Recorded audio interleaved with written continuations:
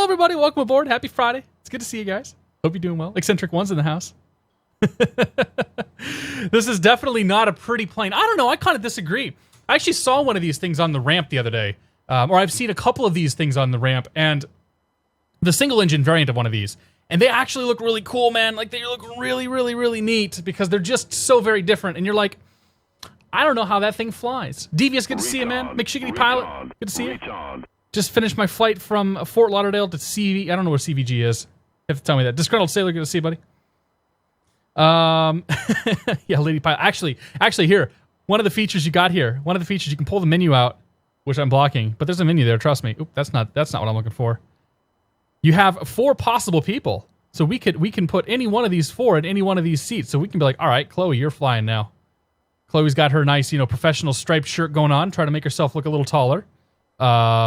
I'm not even going to try to say that name. And then you got Finn. Finn's badass, man. Finn's a real badass here. And then you got Gary, who he's an Embry-Riddle student. That's definitely an Embry-Riddle student. So we're gonna go through a lot of the features and crap on this thing as we go here. But yeah, we're here. It's Friday. We made it through another week. Official DSJ made it as well. So did Drew the Cessna pilot. Drew the Cessna pilot used to be Drew the Mad Dog pilot, but he got demoted. Oh man. So what do we got today? Oh god. Let's start here. Okay, tech. Okay, we'll start with the subs. I'm trying to figure out where actually like the subs started and they didn't start. So Tech Claw's here for 8 months. Tech Claw, thank you very much for your continued support. Cheers, my friend. Marcon BCA here for 5 months. Thank you, Mr. Marcon, for your continued support. Jacob Sactor's here for 8 months. He says it's been a while, but it's always nice to make a stream. Jacob Sactor, it's nice to have you in a stream. Welcome aboard, and thank you very much for your support. Exterminator 24 here for 8 months. To all the Path and Irma, stay safe indeed, man. We're going to talk about that a lot tonight, I'm sure. But thank you very much, Exterminator. Ghost Rider Jonathan's here. Or Ghost Rider Jonathan subscribing for the first time. Well, welcome to the Beer of the Month Club. Thank you very much for your support, Jonathan. Cheers, my friend. Firehawk Sim is here for 2 months. He says, where's the beer? You got to go buy it, man. The Beer of the Month does not actually supply beer to you. It is just a gathering of friends who, well, I don't know if you all enjoy beer or not. I don't really care. I like beer, and that's all that matters, right? And then Cedric is here. Welcome to the Beer of the Month Club, Cedric. Thank you very much for your support. Cheers. Chevy Rule 727, happy Friday. Happy Friday, Tech Claw. Happy Friday, Iron Joey. Happy Friday, Baloo. Happy Friday, Wasgrass. Good to see you guys. Very good to have all you guys here tonight. So cheers to you. Before we get going here, I did some winemaking tonight. So I have a fresh batch of wine. I did this because the ice maker in my house is broken right now, and so we're actually like replenishing the ice manually. Now, my wife has left for the weekend. She left yesterday to go down to the Cape. And she took all of my ice. So I have no ice to make mixed drinks with. I was going to make myself a martini yesterday. Didn't have any ice to make a martini with. So I said, well, crap.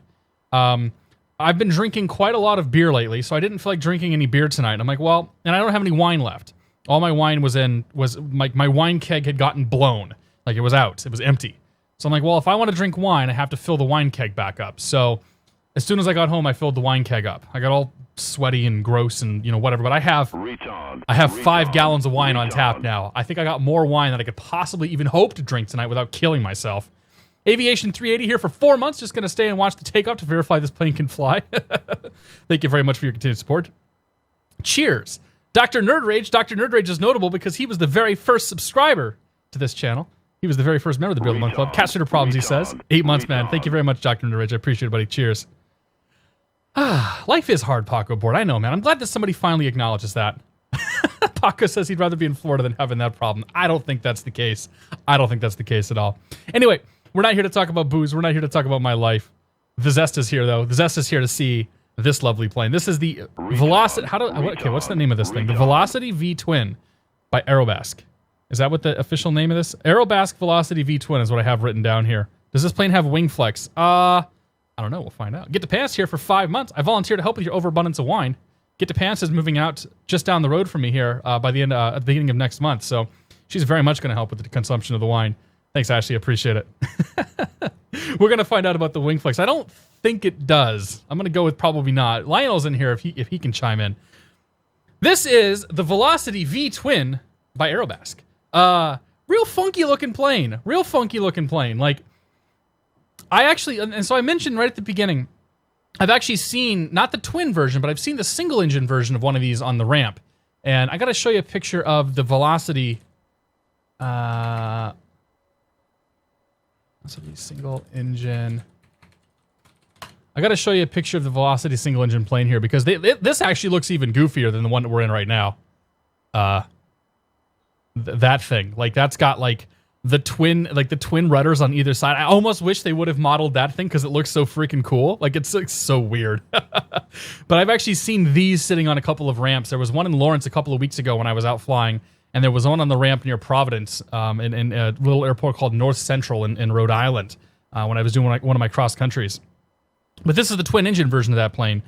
This thing consumes about 20 gallons per hour and goes at about 200 knots indicated and holds 4 people. This plane is a monster. This plane is a freaking beast.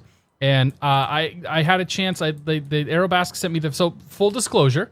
Okay, first of all, this is a pre-release product. This is not a final product. There are changes that are being actively made. In fact, this is a version I just installed about an hour ago. So we may run into... I hope we don't run into any issues. I flew this plane last night and didn't run into any problems at all, but we may run into problems, and it's a beta. Okay? Second of all, I am a beta tester for Aerobask, so let that cloud my judgment however it may be, okay? I like Aerobask products. I think that Aerobask is making some of the best stuff that we're seeing in the flight sim... in the world of X-Plane right now. We'll go with that. But, yeah, let that cloud my judgment however you think it may be. So, I've had the beta for this for a few weeks now. Because of vacations, because of life, because of whatever. The first time I got to fly it was last night. My first impressions are pretty good. We found a couple things here and there that some of them were problems and some of them were just me being an idiot. And this is going to be a fun one to fly because it's different. There's no flaps. It's just a weird plane. So I think it's going to be a good time. So let's hop inside this thing. That's not my camera. Oh, my cameras didn't come over. Well, crap. All right, we have to set some cameras up real quick. We'll hop inside this thing and we'll look around first. So that's my base camera right about there. So this has got the Dynon sky view. So let's actually crank on the GPU first. Come down here. Power unit can come in. Let's see how loud that thing is. Yep. It's pretty loud, so we're gonna keep the sound down for the time being. Pop ourselves to the overhead panel. So let me set this view up. I thought I copied all my views over, but apparently I didn't. And that's rather annoying. That's all on me though. Master, avionics master. So we'll just bring all that stuff online. 5, Lima Mike, taxi to Brecken via Alpha. We're not ready to talk to her yet. So this has got the Dynon sky view, and it's got the 2 touchscreen Garmin units that have been in the Pipistrel Panthera that were in the Eclipse. I mean, we know our way around these units at this point. I spent many hours flying planes that have this set of avionics. So there's not really a whole lot to learn if you know those planes in terms of operating the avionics.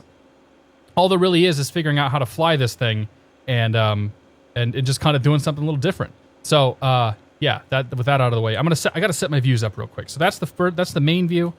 That's going to be number 6.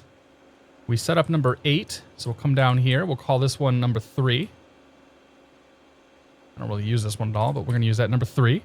We'll come to the back. Because this plane is so different, we're going to go call that 9. We'll come over here. We'll make this one go forward. We'll call that 7. 7. Or no, crap. I just overwrote 9. Come back here and do 9. 9. Come up here. This is going to be 2. All the way in here. Oh, nope, not quite there. Not quite there. Come on. Come on. You can do it. You can do it. You can do... Damn it. They put a windshield in my way. Had it... Oh, there we go. There we go. Perfect. That can be 5. And then we'll go view, external, chase, zoom that all, bring that all the way in, bring it up a little bit, that's 0, bring it all the way around, bring you down, and we'll call that 1. Easy enough. Those rudder pedals look like crushed beer kegs, really. Oh my gosh, they kind of do. That's pretty sweet. Chevy, how do you know what a beer keg looks like? I don't believe you. Ninja with the guitar, good to see you. Happy Landings 23, welcome aboard. No wing flex. Assuming quite right wing, home built. Yeah. No wing flex in this. Dogs, welcome aboard. 19 Bone, good to see you. Torbinator, welcome aboard. Did 7 eat 9? 7 did eat 9, yeah. Uh-huh. Avgas Kool-Aid. I like that name. Welcome aboard, sir. Yeah, so I set the time for sunset, or sunrise, so we're gonna get some sunshine here. So today's flight plan, I got 2 flights planned for us. If there's time for another one, we maybe jaunt over to like Sacramento or something. But we're gonna be flying from Burbank up to San Luis Obispo, get ourselves some SoCal action on the PilotEdge network, and then we're gonna fly up to the Half Moon Bay. Half Moon Bay is currently reporting 5-mile visibility haze, overcast 400. So there's actually a strong possibility that we may not make it into Half Moon Bay today. We're right at the minimums for the LPV approach. Technically, this plane can't do LPV, but we're going to cheat, and we may just cheat all the way down underneath the minimums and see if we can get in. But so right now, Half Moon Bay is at minimums. We'll see what that means for us actually getting in. Paul, welcome aboard, man. My chat rules are too complicated. I know, man. Don't be an idiot, please. Not that you ever would be. I'm more of an idiot. Whoops. I'm more of an idiot in your channel than anything else. Flyboy, welcome aboard. Good to see you. Cheating? Yeah, right. I don't have a host notification. No, should I?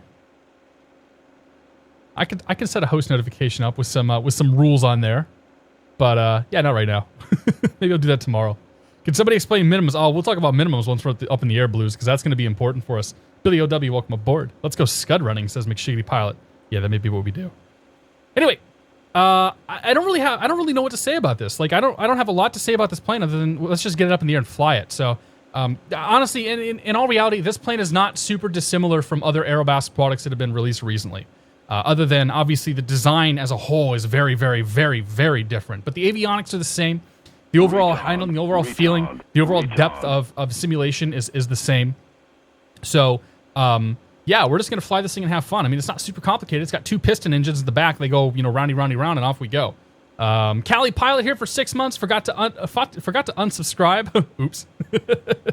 Cali Pilot, thank you very much for your continued support. Cheers. Big Red 7813 here for 4 months. Big Red, thank you very much for your support. Cheers. I can thank people for hosting me. Yeah, I'll set something up with a little bit of a limit. If you hosted me, thank you. Guessing Squirrel, you did. Thank you, sir. Rennie Drock, welcome aboard. Good to see you, buddy. Anybody else I missed? It's our first. Oh yeah, that's right. Okay, that's right. Yeah. So, thanks. See, this is why Lionel's here. So Yo-Yo ZBE in chat is the guy Lionel who built the avionics for these planes, and this is the first plane to have FMOD sounds. What that means is that it sounds really good. Like previous Aerobask planes, if I had one complaint, it might be that maybe they didn't sound quite so good. This plane sounds real good. They actually hired a sound person to come in and do the sounds for the plane. And as you're going to see, they're very, very, very different. But they're using FMOD, which is a new, it's a new X-Plane 11 stuff. And I'm guessing by FMOD being in here, that means that this plane will not work in X-Plane 10. Is that correct? We'll find out if that's correct or not. Anyway, let's get this thing going. I'm tired of talking. Tired of talking on the ground, I should say. So we'll start with people and fuel. I'm gonna load up. So one of the things I noticed about this is that you got 4 seats and you got 4 possible people. So we've got Gary. Gary is an Embry-Riddle student. We can tell because he's got sweet sunglasses, a little bit of a nerdy demeanor, and like a helmet haircut. So Gary can be our pilot today because he's obviously the most qualified. He told me. Chloe can be the no, I can't. It has to be Finn. Finn has to be the co-pilot because girls can't fly planes. We know that. Chloe can be in the back left, and I'm not even gonna try that one. That one can be in the back right. I'm not gonna load up any bags. I'm just gonna come over here and we're gonna load up gas until we're too heavy. So about right there. So that's gonna give us 288 kilograms payload, 251 kilograms of fuel, and an actual weight of 1,446 kilograms. I don't know what that means in terms of max gross or anything like that, but that's how heavy we are right now. Oh no, max is 1,452. So we're going to be just a little bit under max gross. Jumpy, welcome aboard. I know, totally sexist, right? Like, well, how can you watch this crap? If anybody takes me seriously, please don't do that. Please don't take me seriously. Everything I say is a joke. We're going to get rid of the chocks. This plane actually doesn't have a parking brake, so I'm going to use the fake park brake. I'm going to press V here. Close the left door, close the right door, close the luggage door. Jay Wang, good to see you, buddy. Here for 8 months. Happy Friday. I'm going to something called BusCon on Monday in Indy. Not sure if I've ever heard such a thing, but my company is sending me there lots of shiny new buses. I have never heard of BusCon before. That actually sounds like something like we could probably get Squirrel to go to, or even Steven Kiberton. Like, that sounds more of like a truck simulator type of thing. But Jay Wang, that's cool, man. Take some pictures and send them over. I'm kind of curious. Cheers, my friend, and thank you very much for your continued support. Crazy Diamond, welcome aboard. Rojo JP, happy Friday. Good to see you. I think we got them all. Yeah, do take some pictures, though, and either email them or Twitter or whatever you got, man. All right, let's pop inside here. We're going to turn off the GPU. And we're just going to turn these engines on, get the sucker warming up, and off we go. So prop to full. Mixture to full. We'll crack the throttles here.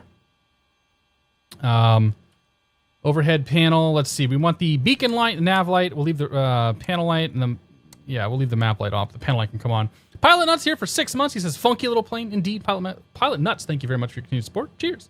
Thinking About's in the house. Happy Friday, Thinking About. Vasco Points here from Portugal. Hello from Boston. Good to see you. All right. Panel lights on. Nav light, beacon light, strobe landing light, and map light can stay off.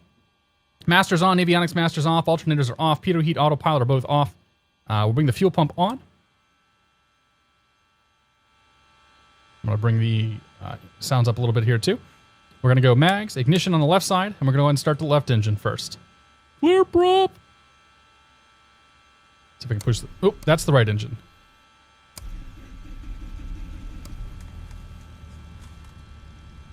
Okay, that's one good engine. And we've got oil pressure. Oil temps coming up. Looks good. Indicators over here looking good. So we get about 900 RPMs or so. I don't actually know what the idle RPMs are. I'm just going to go with 900 because that sounds like a good number to me. We will go ahead and start engine number 2. Igniter. Mags.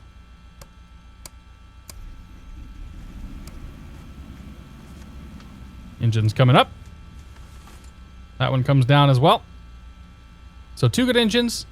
Oil pressure, oil temps in the green, good to go there. Overhead panel, we'll turn both the igniters off, 1 and 2. We'll leave both the mags on, obviously. We can turn the fuel pump off for now. Alternator left, alternator right. Pitot heat will stay off for now. Autopilot can activate that. I think that just activates, like turns the autopilot, like makes it so you can use the autopilot and not necessarily turns on the autopilot. At least I'm hoping that's how it works. Otherwise, that's going to be real, embarrassing. That's good. All right. So we'll bring up to about 900 RPMs, get the engine temps up, or get the oil temps and all that up. Make sure we don't over temp these. I think when we're sitting here on the ground, as long as you've got the feather, like as long as you've got the props full, this plane shouldn't nuke itself on the ground. It came pretty close to me yesterday when I had the props all the way back to feather, but as soon as I made them full, everything was fine. All right, so we are going to fly up to San Luis Obispo. We're on the ground currently at Burbank. We're planning on flying the Van Nuys 3 departure. Van Nuys 3 departure. Which is, of course, the super complicated one, because why wouldn't we fly that? And we're going to San Luis. We'll go outside real quick. Sounds are way better. Way better. Especially once we get going here. Alright, clearance delivery is 18.0. You have to come in for that. There's my EGT temp going up. I can't really do much about that. If I unlean the mixture... If I make the mixture completely rich, the EGT will come back down. So I guess we'll just have to do that. we can't lean around on the ground here. Alright, so let's call up clearance 18.0. Yoop. Pop her on right there. I believe I heard Geneva's voice earlier. Southwest 55. I did. Cessna Rocks, good to see you, man. Ident. Two-Tone Murphy, welcome aboard. Whitsim, good to see you. JJ from Good Times, welcome aboard. Flight plan tonight is going to be Burbank to San Luis Obispo up to Half Moon Bay.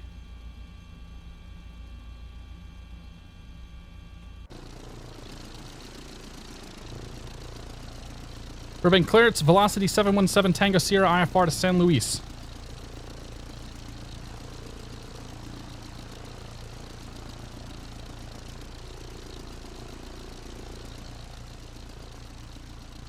No custom failures or features. Yeah, it's a simulation. Not Southwest 5. not a deep Southwest 55 simulation. Heavy radar contact 10 miles. It's sort of, in terms of depth, it's south, one of those east middle of the road View, planes. German altimeter 2983. Turn right, heading 080 at vector for nickel. Oh, keep the ignition on. Only electronic mags. Got it. 10,000. Okay. I could use the checklist. I used the checklist yesterday. It got me to point A, from point A to point B. Then it's like, we don't need the checklist. Jetstream, good to see you, buddy. Experimental 717, tank the Sierra permitting clearance, clear to San Luis Obispo Airport, Van Nuys 3 departure, Fillmore transition is filed. Climb Citic 7 maintain 4,000, expect 8,000, once urban after departure. Departure frequency 134.2, squawk 6020. That was quick. Go to San Luis Obispo Airport, Van Nuys 3, Fillmore is filed. Climb via Citic 7 maintain 4,000, 8,000 within 10. Departure 134.2, squawk 6020, experimental 7 Tango Sierra. Experimental 7 Tango Sierra, read back correct. Cool. All right, turn you down. So we'll pop in here, get our flight plan going. I'm gonna go to map, flight plan. So you can put the flight plan in using the Garmin units. I prefer to use the Dynon units, just personal preference. Your mileage may vary. I think John and like Josh and those guys prefer to use the Garmin units, but they're also a lot more familiar with how those things work than I do. All right, so we're gonna start with the Burbank Airport, KBUR. And this is gonna be insert departure. What runway? Looks like the minimums are lifting a bit over in Half Moon Bay, so maybe okay. Winds are 1908, so that's gonna be runway. She could put me off of 8 or 15. I'm gonna say probably 15. Yeah, she's gonna put me off 15. 15, Van Nuys 3 to Fillmore. Good there. We'll brief that departure here in just a second. After Fillmore is gonna be Victor 186. Insert airway Victor 186, and we're taking that all the way to the San Marcos VOR. From there, we're gonna go direct to the MQO. What is MQO? I can't remember what MQO is. Morro Bay. Direct to Morro Bay. Insert waypoint. MQO. And then from there, insert waypoint. We're gonna go KSBP. Good. Okay, that's in. Let's set my, we'll set my panel up here real quick. So we're going to climb out of here at 110 knots. We're going to climb to 4,000 initially. And our vertical speed we're going to say is 1,200 initially. We're going to come down here, put this into vertical speed, turn the autopilot off, put it into heading mode, and let's brief the departure. Or actually, let's put the transponder, and then let's brief the departure. 6020. 6020. Out. 6020 out. Good. Okay. So let us brief the departure. The coveted briefing of the departure. Brought to you by Aerobask.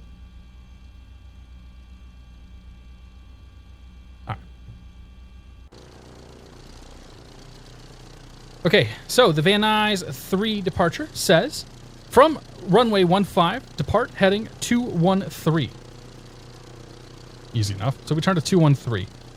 Eventually, we're going to get vectored back to probably, or potentially Van Nuys. From there, Ipaho, and then to Swana, and then up to Fillmore. In reality, we're going to go to 213, and we're probably going to get vectored either direct to the Swana intersection or direct to the Fillmore VOR.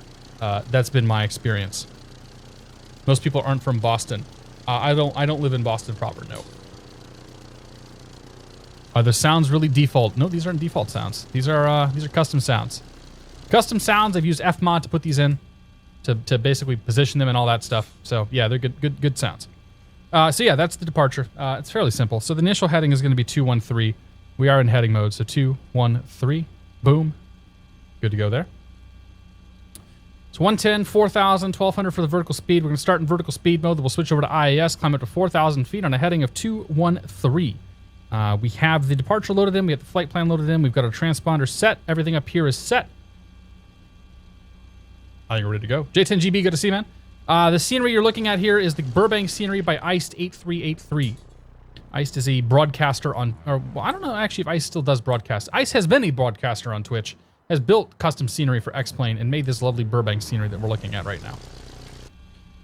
All right. Let's do, just gonna run the flight controls real quick, make sure it's all goody. There are no flaps. I don't think there's even nose wheel steering in this thing, which is interesting the other day. Either that or it stopped working on me. Let's see, we are, oop, I'm still showing 4-flight. We're at Atlantic Aviation. We'll taxi Y over. We'll call in, grab the weather, set our frequencies, and get the hell out of here.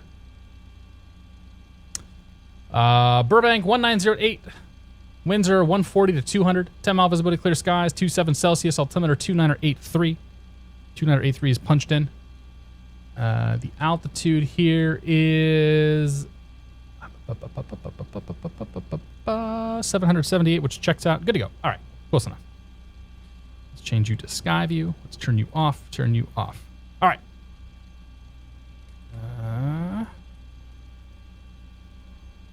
Oh, nope. Alternator's already on. Pitot static heat can bring that on. Actually, we'll just leave. We can leave that off for now. We'll go landing lights on, so we can see what's going on. And we're gonna bounce out of here to the left. Actually, the nose wheel steering is working now. I swear, when I landed the other day, the nose wheel steering wasn't working. I'm willing to just blame myself on that one.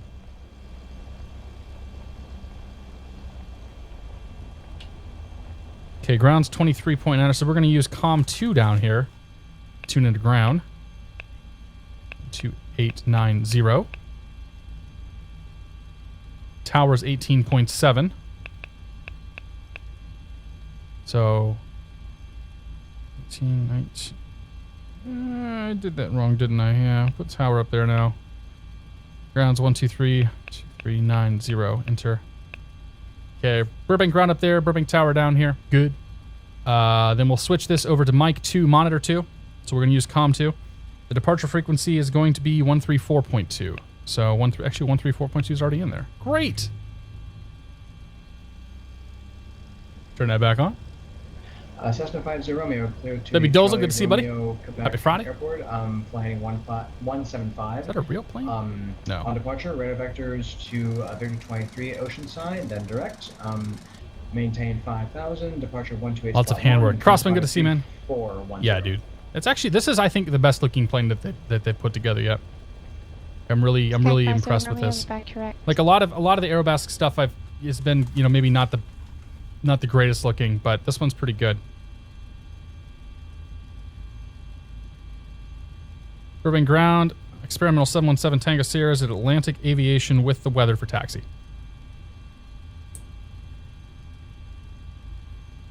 It's all good, Mr. Doles. Good to see you. Guy on a plane, welcome aboard. This is ground 62 pop. Vague head, good to see you. Good day to you. Hello, happy Friday for you. Happy Saturday for you. Happy Friday for me. Kevin 62 Papa, runway 35. This is a Velocity. Is approved. Velocity Twin. Whatever's in the title. Velocity V Twin. There you go.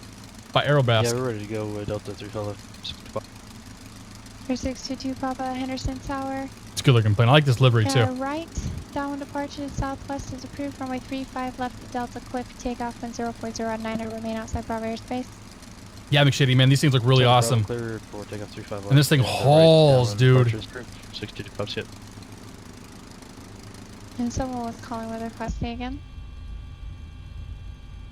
Experimental 717 Tango Sierra's Atlantic Aviation with the weather for taxi. Experimental 717 Tango Sierra, Burbank ground, runway 8, taxi via Delta. Runway 8 via Delta, Experimental 7 Tango Sierra. All right, so we're going to take off with a crosswind. We can do that. Rebrief the departure here. This is going to have a turn to 293. So instead of 233, we're going to turn 293. Oxnard ground out of here. 293, there we go. Ground, Everything else remains the same.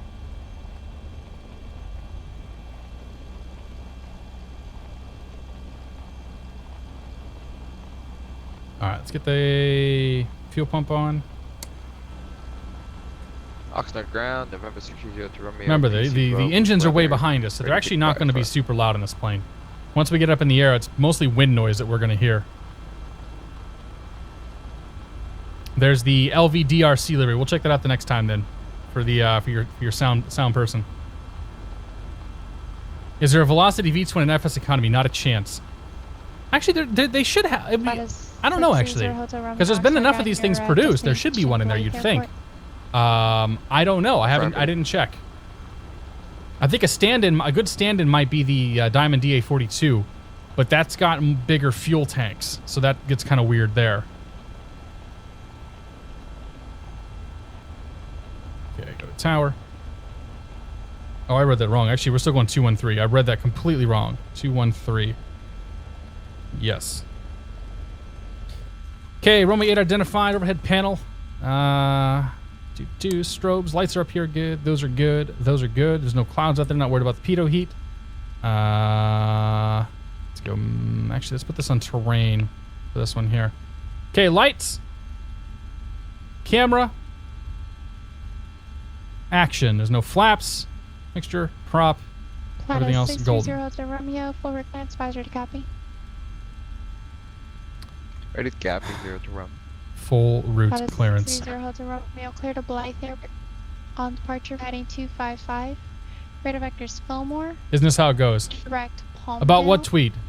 Victor 386. Which tweet, J10? You talking about the Canards? Because this plane's got Canards. Palm Springs. Direct Blythe VOR. Direct. Maintain 4,000. Expect flight level speed 1010. Kind of sounds like a lawnmower. Departure frequency 124. No flaps. Squawk 3654. Pull my speeds up real quick. Just remind myself when he does his readback. Utilities, checklists, menu, references, V speeds. Romeo, we are clear to the Blythe Airport. On departure, fly heading 255 Fillmore, and then Palmdale. Okay, best rates 103, best angle 80, cruise climb. Oh, cruise climb is 130. Okay, so let's do 130 in here. Expect 4,000. Expect 310 after 10. Did they change it over here? Departure 124.7. 3654 on the box. These are all in now. Great. 130 knots. Plata Sierra Hotel Romeo, is that correct? These weren't marked in last night, so that's good. Gripping ground experimental 717 Tango Sierra short runway 8. Yep. Frequency change, but I was talking a bit.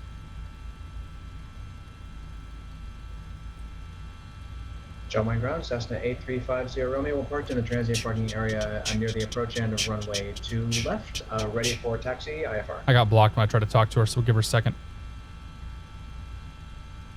When can we get this plane? I think pretty soon. Yeah, good RPM gets rid of the battery discharge. I think pretty soon we'll get rid of the plane will come out. Like it's in the late stages of beta Alpha now. Hotel, Charlie and Kilo to runway 20 left for 50. The TCAS is awesome, dude. Like everything about this avionics stack is great. Thanks, Lionel. Burbank Tower, experimental 717 Tango Sierra is holding short runway 8. Experimental 717 Tango Sierra, Burbank Tower, wind 1808, runway 8, clear for takeoff. Clear for takeoff, runway 8, experimental 7 Tango Sierra. All right, clear to the right. Clear to the left. Lights. Camera. Action. I know we already did that, but I'm doing it again. I do it every time I take the runway.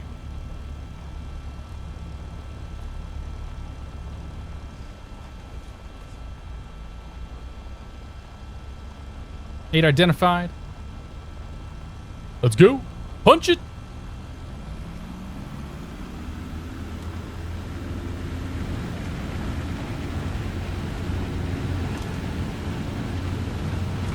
Crosswind.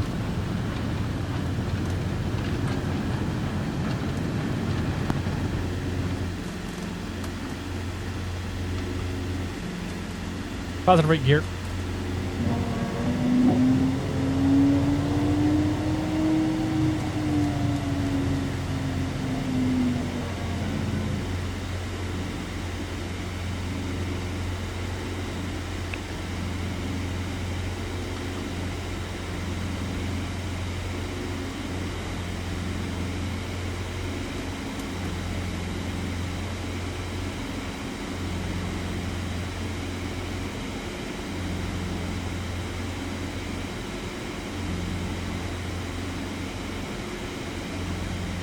I love this departure out of here. Close, please, take a Sierra, contact second departure. SoCal departure, 7 Tango Sierra. We'll see it. All right, so the autopilot on. Mic 1, monitor 1. SoCal departure, velocity 717 Tango Sierra, 2,200, climbing 4,000. Velocity 717 Tango Sierra, circuit departure, radar contact, climb and maintain 8,000. I maintain 8,000, velocity 7 Tango Sierra. Okay, after takeoff, gears up, lights are out. No flaps to worry about. We'll leave all the lights on for the time being. Turn the fuel pump off. Go ahead and bring the props back to, we'll say 2,500 for the climb. Or probably 2,600 for the climb. Velocity 7 Tango Sierra, turn right heading 340. Right, 340, velocity 7 Tango Sierra. All right, right turn to 340. That's telling me about fuel flow being too high, but I can't do anything about that right now. I suppose I could pull the manifold pressure back if I wanted to. Bring the manifold pressure back to 25.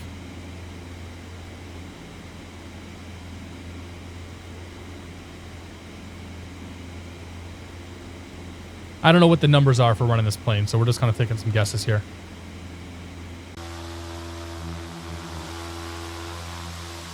See ya.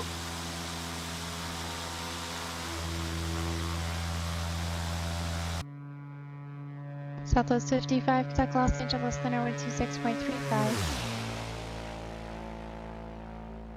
That thing looks so cool. Southwest 55, discharge, descend and maintain 1,000. Flaps up. Wait a minute. What was that? Vegas. We'll talk about the Vegas stuff here in a few minutes.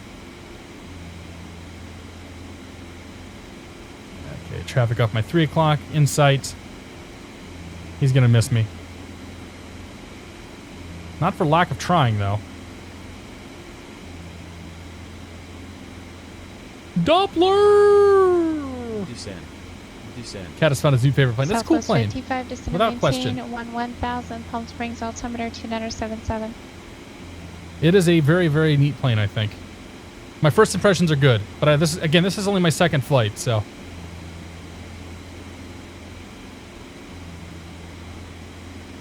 Aviation 3D, take it easy, buddy. We'll see you later, man.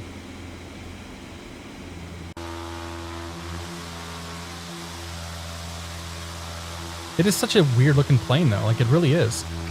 Okay, 350 Romeo John Tower, wind 20010. When we get up there, though, we're going to haul it. Clear for takeoff. Once we get to altitude, we're going to hit 200 true easily.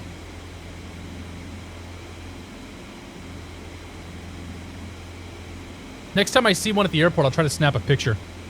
Because there's definitely a few of them up here in the Boston area. Like I said, I've seen 2 thus far. Alright, come back here, change you to map.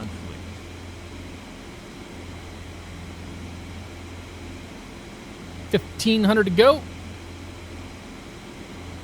What's up, crazy? Velocity, Tango Sierra, leaving 7,000, turn left, direct Fillmore. Direct Fillmore, leaving 7,000, velocity 7 Tango Sierra. Cool. Traffic. Southwest 55, you hit this transmission Clear of item, conflict. There he is. There's 7,000. We'll make our left turn. Fillmore's over here.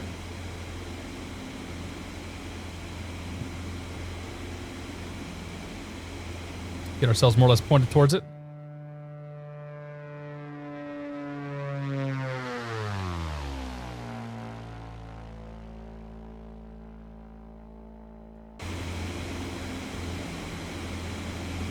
Okay, there's Fillmore. We'll go direct. And then come down here, put ourselves in nav mode. Correct 50 Romeo, Now we are on the magenta line.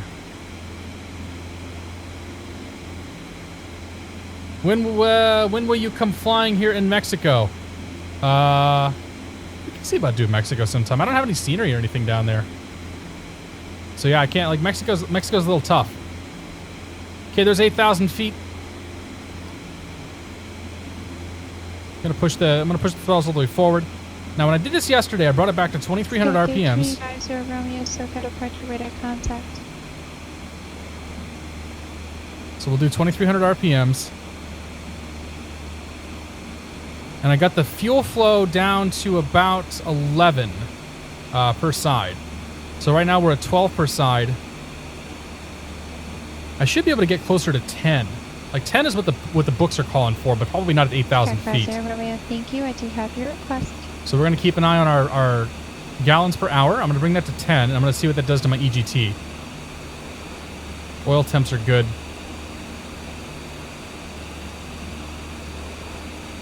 So there's 20 gallons per hour, but the EGT is coming up. Yeah, that's not going to work. So about I think 11. I think 11 per side is going to be the magic number on this. There's 11 per side. That'll bring us back down to the green. That should put us about 275, 270, 275 is what I had last night. Obviously, it depends on the outdoor, the outside temperature and all that. Josh J. Gibbs, good to see you, man. Happy Friday, Josh. Hope you're doing well. I'm surprised that you weren't going to Vegas. All right. It's about 200 true. We are off to the races. May as well look outside on this thing. All right, so people were asking about the Vegas tweet. I got an email from some of the guys who organized Flight SimCon that they are organizing a new show in Las Vegas this year called Flight Sim Expo. Flight Sim Expo, they're looking to basically attract simulation enthusiasts and simulation vendors to try and, I don't know, basically have a good time. Make people meet each other, I'm sure somebody will make money off of it. So they're trying to organize this event in Las Vegas. All the information that we've been given so far is that it'll be summer of 2018. So summer of 2018, there's going to be some sort of Flight Sim Expo that's going to be held down in Las Vegas. So once we have more information, absolutely we'll be sharing with everybody. I'm kind of excited about it. I think moving it to a city like Vegas has a chance to really sort of draw in more people and give us, a reason to go down there and be there longer than just the event itself, and also give us a hell of a lot more things to do. So it'll be interesting to see what they kind of decide to do with it. They're at a point right now. There'll be some posts going out soon, I think, on FS Elite and some of the other written news sites where they're going to be soliciting the community for ideas and soliciting the community for sort of what they want to see and what they want to have there. I don't know if the event's going to be as big as Flight SimCon was. Near as I can tell, this is not an association with Flight SimCon at all. It's a new name and new stuff and all that, but it is the three guys that are organizing this were three of the main guys from Flight SimCon. So Vegas next year, man, it's gonna be a good time. Fly direct to San Diego. Let's fly up from here, Josh. I'm thinking I'm gonna excuse me. I'm thinking about doing an open airplane checkout, probably either later this year or early next year, so that for the travel that I do next year, basically, no matter where I can go, I can rent an airplane. And there are some open airplanes that are up in Vegas that I was thinking about grabbing, and then just basically tooling about, the Vegas and SoCal and whatnot. But yeah, there's definitely some super good options for that kind of stuff. This won't replace Flight SimCon. I don't know. I do not know, honestly, and anything that I've been able to glean from what's been said and whatnot would just be speculation at this point. The after event will be huge. Yeah, this is going to end up being like a 4 or 5 day event, I think, for a lot of us, without question. Iron Condor Simulations, good to see you, man. Welcome aboard.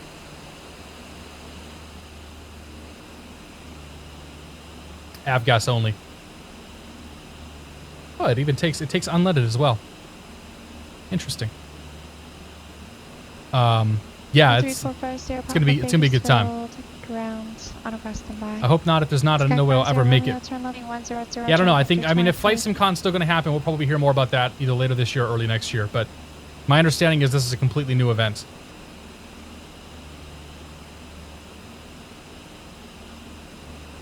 Southwest 55. Big freaking air scoops in this thing, man. Look at that. Do they have some on the bottom too? Yeah, they got scoops. Oh no, that's the landing gear. So you got those big air scoops there, bringing the air in. The rear-facing engines are going to make it very quiet up front, that's for sure.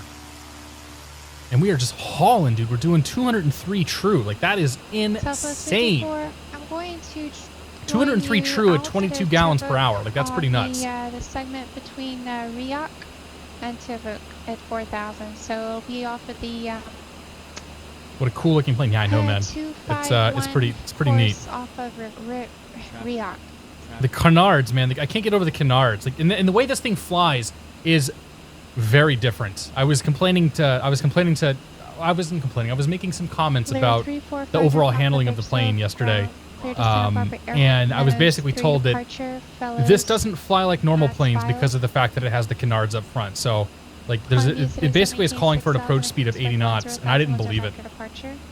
But yeah, I mean, with the Canards up there, you're supposed to be able to get this thing down quite a bit slower. Now, that being said, it doesn't have flaps, so that makes it kind of interesting too. Like, when it comes in almost like the Concorde, with the nose up, with the nose up a fairly significant amount. So it's pretty neat. We'll see that here pretty soon. We're gonna be let's see there. And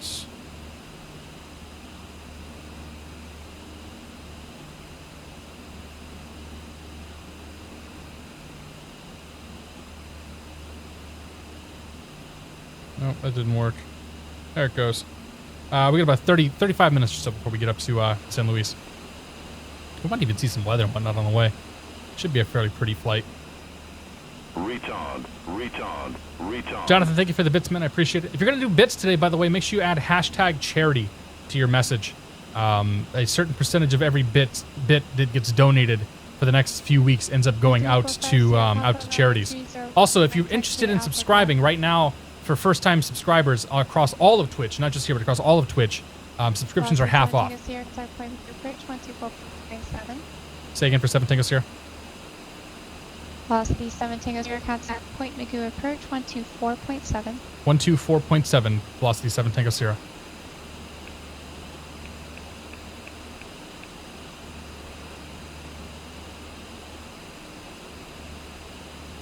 Point Magoo approach velocity 717 Tango Sierra 8,000.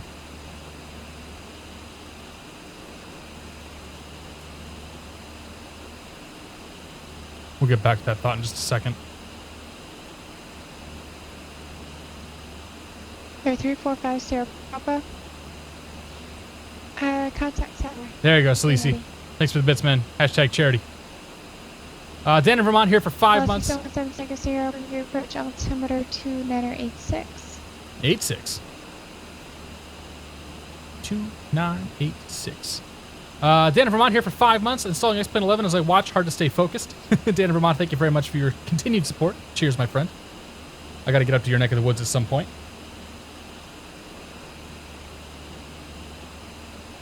If I subscribe with Amazon Prime, is it free? It's free for you.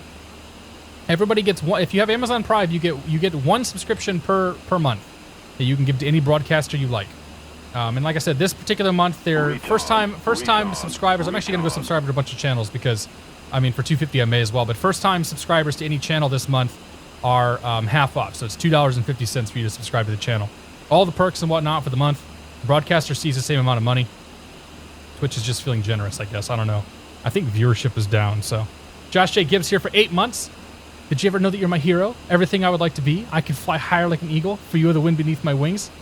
That's going to get my VOD muted, right? Josh, thank you for your support, man. Cheers. Josh, we got to catch up at some point, man. Plata 630 Hotel Romeo. Listen by. Aerobask should make this. 630 Hotel Romeo. What should they make? Check your frequency. Clear 3450 Papa, Bakersfield Tower, wind 270 at 8, runway 30 right, clear for takeoff. Interesting. A little two-seater, like Piper Cub type of plane. I don't. That'd be cool to have. Like, it'd be cool to have in the real world, but I don't know one of those would sell well necessarily. Heavy. You're 5.5 miles from Riak.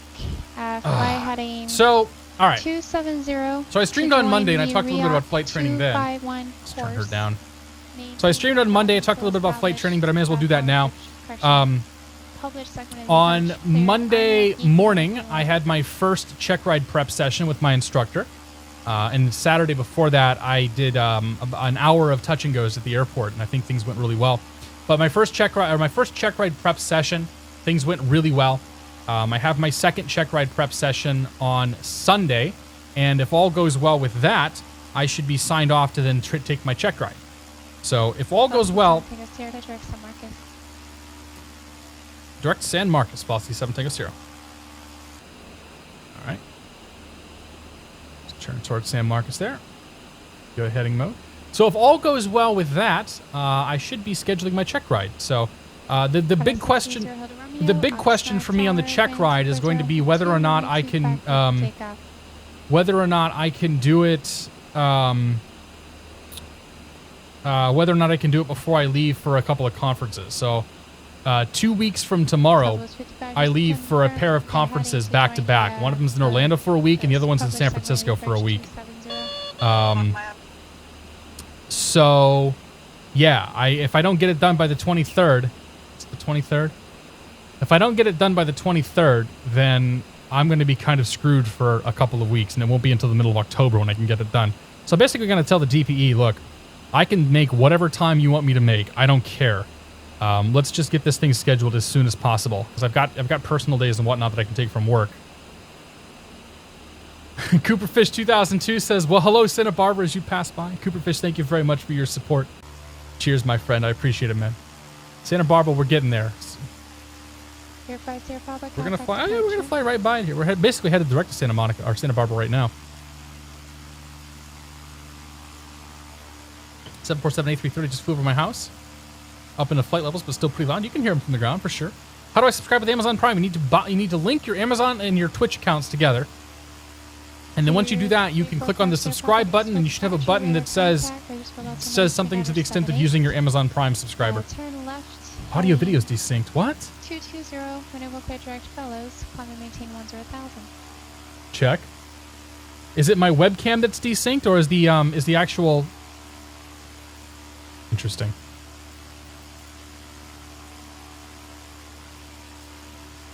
Try pausing. So try pausing and unpausing. Like I think there's going to be a little bit of desync between my webcam and my mouth. Try this. There's going to be a little bit of desync. I don't have it synced up perfectly with the webcam. But I can do this. I can turn that off. I can turn that back on, and sometimes that will fix it. 2,900. So that unless you're able to get down between then and the minimum. Yeah, okay. I'll work on trying to sync it back up better with the webcam if there's a problem. If that works for you, exactly. Direct Tuvic. Sorry, Uber. Skritza, welcome aboard. Happy Friday. All right, we're gonna go with a small desync that we're okay with, or that we can deal with. Yeah, so Twitch subscriptions for the first month through September are half off for all broadcasters. If that's something you wanted to do. And I'm not even saying for myself. I'm saying if you want to do it for anybody. If you want to go support, Aerosim Gaming or any of those guys, like it's half off for the viewer, and the broadcaster sees the same amount of cash. You get all the same perks and everything else. Now next month it goes back to being $5, so make sure you cancel it if you don't want to spend $5. Daza, good to see you, man. Welcome aboard.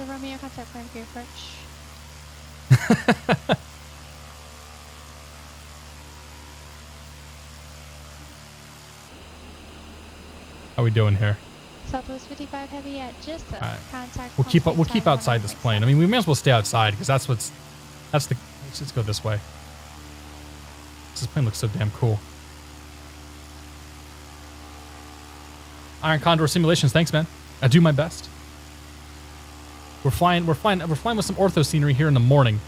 So it's, I'm kind of fudging it to look a little better. But I mean, there's a lot of haze, a lot of smoke and whatnot in SoCal right now too. So like that's definitely going to play a factor in all this. Where am I going in the next 2 weeks? So 2 weeks I leave for Microsoft Ignite, a developer conference down in Orlando, where my company is an exhibitor. So I'm going to be running an exhibitor booth. So if you're going to Microsoft Ignite, let me know. We can meet up and grab a beer after the event at some point. 120.55, Velocity 7 Tango Sierra. Sky Cruiser Romeo, contact circle the bridge 119.6. 2055.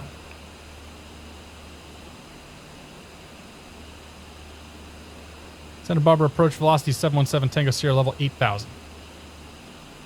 Velocity 717 Tango Sierra, Santa Barbara approach altimeter 297, correction 2984. 84. Yeah, it's not half off for previous subs, so unfortunately. 84. Yeah, so I'm going to Microsoft Ignite down in Orlando in a couple of weeks. Southwest 55 heavy Palm And then the Springs week after that, I'm forward flying out to wind San Francisco for 070 Oracle World, where we're also a exhibitor. So, if you're going to Ignite, if you're going to be in the Orlando area, from let me get my calendar up here so I get the right dates. I can't make any promises, but from like the 25th to the 27th, I'll be around. Let me know.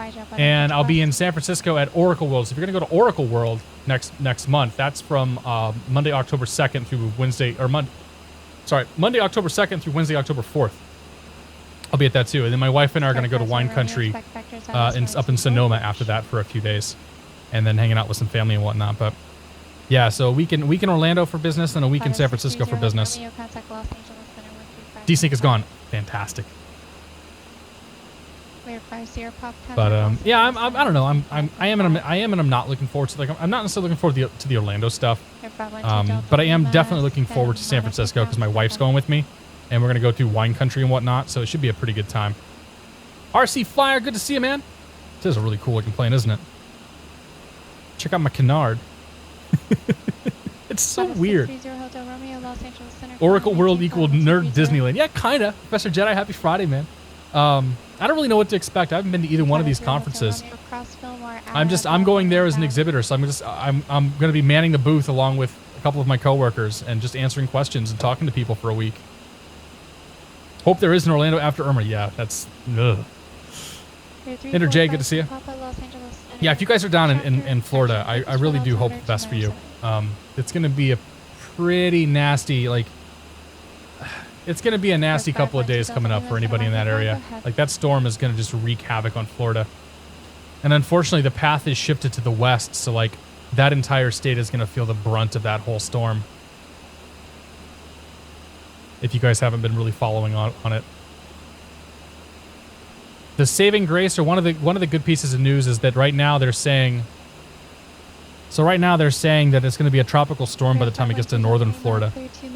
So it's no longer going to be a hurricane going into Georgia, which is a good sign. But it's still going to make landfall as a major hurricane. So that means like 110, 120 plus mile an hour winds. Heading 250 with no delay. Radar vector Santa Monica KBUR as filed. And then Jose behind it. I don't think Jose is going to cause any problems though. So Jose is obviously going to cause issues for parts of the parts of the Caribbean here that got nailed by Irma, but it's gonna branch itself back out to sea here and sort of get kicked away. So like yes, it sucks for these guys that have already gotten hit because this is also a major hurricane too. But I don't think the damage is going to be quite nearly as bad as what Irma's showing. I mean, because you also have Katia. Or Katia, which is making landfall now in Mexico. Nobody's talking about this one, but this is probably also going to cause a lot of problems because, Mexico. What do I work as? I make YouTube videos for a living. I'm a technical marketing engineer. I work for a software development company. Hexload, good to see you, man. Happy Friday. I notice everybody, Inter J. If you say hello at the beginning of the stream when I'm doing setup or when everybody else is saying hello, then I may not notice. But if we're just up here in cruise, just chilling, man, like, yeah, I'm probably going to say hi to you. Ask questions if you got them. Keep just going. It's a Cat 4 right now, and it probably will be at landfall, which is bad. The infrared on Irma is insane. I haven't looked at that stuff for a while. I'm a YouTube addict, 6 from shitty pilot. Yeah, dude, I spend way too much time on YouTube as well. Oracle World is epic people watching. If it's like sequel pass. I imagine both of these conferences are going to be pretty good people watching.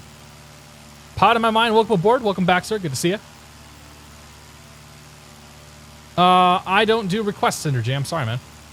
I have an agenda of planes that I'm looking to looking to cover, and I'm usually trying to find interesting flights with those planes.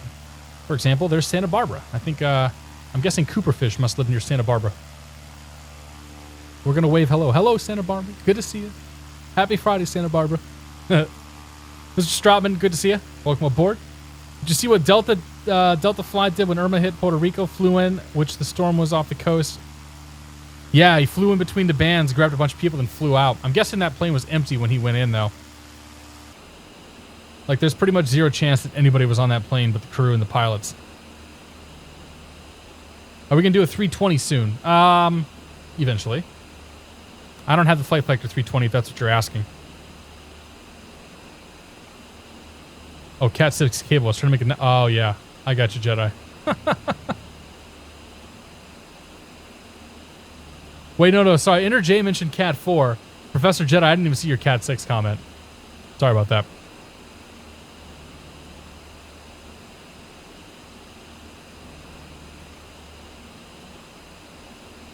Girlfriend lives in Fort Myers. She didn't get out in time. Oh, dude, that sucks. And I'm assuming she's got a shelter to go to, right? Like, if you're stuck in that area, you probably shouldn't stay home. You should probably go to a shelter. You don't want to be in your house when a Cat 4 hurricane hits. We could fly the Jar. It's going to be a few weeks, though. So, next week, I'm going to fly the Mitsubishi MU-2. The week after that, I'm probably going to fly the Coronado C90, because that was a review copy that was given to me. So if we do a 320, it's going to be a little ways out.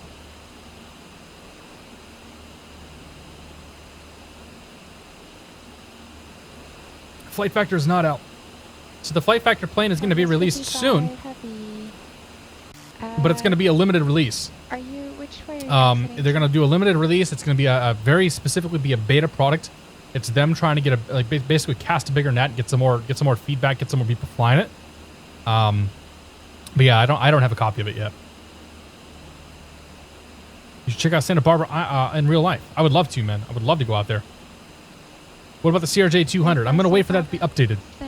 I tried to fly the CRJ 200 a couple weeks ago and it didn't work. Like, it literally just didn't work. Staying with friends. Okay.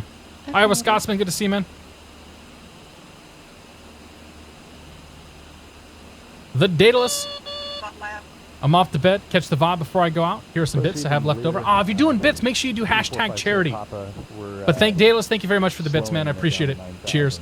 If you're gonna do bits tonight for any broadcaster right now, add a hashtag charity in there, and a portion of the bits go to the Extra Life Foundation, or go towards Extra Life, I should say, which is an awesome charity that buys video games for underprivileged, or buys video games for kids that are in like children's hospitals.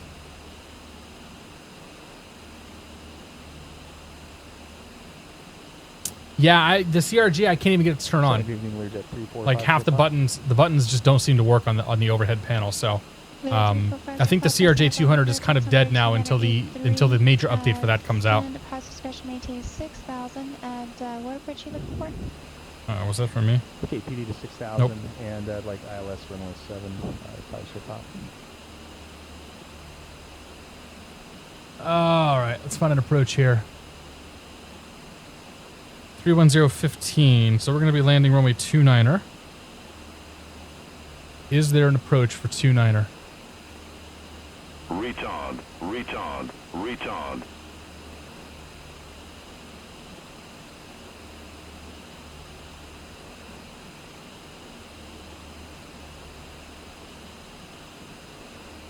I am going to ask. I think I'm going to ask for the VOR Alpha, or the VOR approach. We'll ask for the VOR approach, circle runway 29er. That'll be fun. We'll have to make the procedure turn. Yeah, we'll do that. Tim PE, man, good to see you, buddy. Thank you for 8 months of support. 8 months of you being the wind beneath my wings. Tim, cheers, my friend. Thank you again for your support. Happy Friday, and hope you're doing well, buddy. I'm sorry. What was the approach request? It's all right, Daedalus. And yeah, Twitch isn't really advertising that particularly well. I think it's kind of crappy that they don't just say, "Hey, all bits, we will donate the money." Wind change. Tigers 1904, happy Friday to you as well. Cleared. That is one back to front aircraft. Yeah, no kidding. PPO license is very close. Okay, I have one more round of check ride prep in a on Sunday, Retard. and then it's just a matter of when I get signed off. So we'll see. M. DePaul, welcome to Be the Month Club. Thank you very much for your support. Cheers. Appreciate it, buddy. Velocity 17 0. Do you have a pitch request and advise you have sunless weather? We got the weather, and we'd like to request the VOR approach from Morro Bay. Retard. Retard. Retard. I should have given my call sign.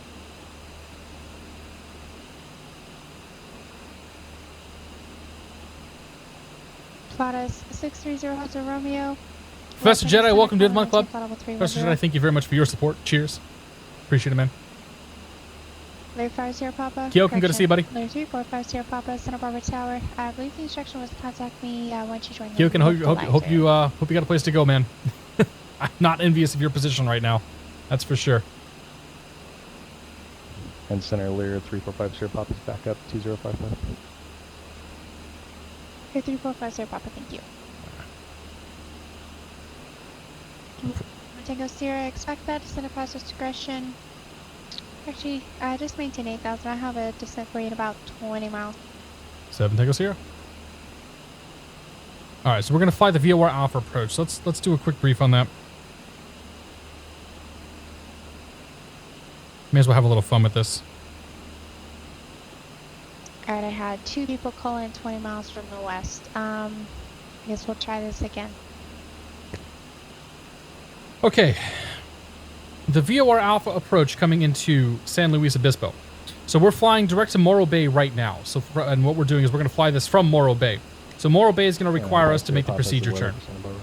So we're going to go outbound on the 264 radial, staying within 10 miles of the Morro Bay VOR.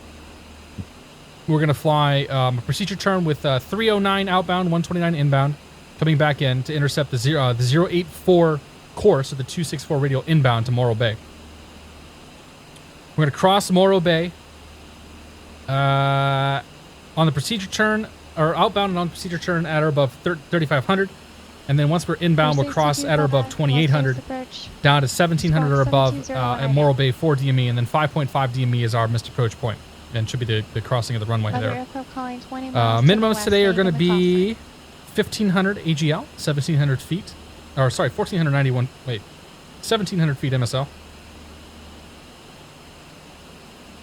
I think it's MSL. I'm going to go with MSL. 1,700 feet will be our minimums today. Actually, we're going to probably plan for circling minimums. Or 5512 Echo Bullhead Towers. We have DME, right? Yeah, we got DME on board. So we can plan for 1,120 foot, it looks like, minimums. Or 5512 Echo 1 3/4 visibility, so that should be fine. So that is the VOR approaching to San Luis Obispo. In the event of a missed approach, we're going to turn to the heading of 175, climb to 3,100 feet, intercept the 126 radial into Morro Bay, and then our 126 radial inbound, fly directly to Morro Bay, and then we're going to hold over Morro Bay. Yes? Yeah. All right, good. So let's start punching some radios in here. First thing we care about is Morro Bay. 112.4. Okay, and then the rest of it we'll just kind of wait till we get a little closer. So she'll eventually clear us for the approach, and then we'll jump in. John Fly, good to see you, buddy. Happy Friday. Welcome aboard. Hey, John, check this plane out, man. It's so cool.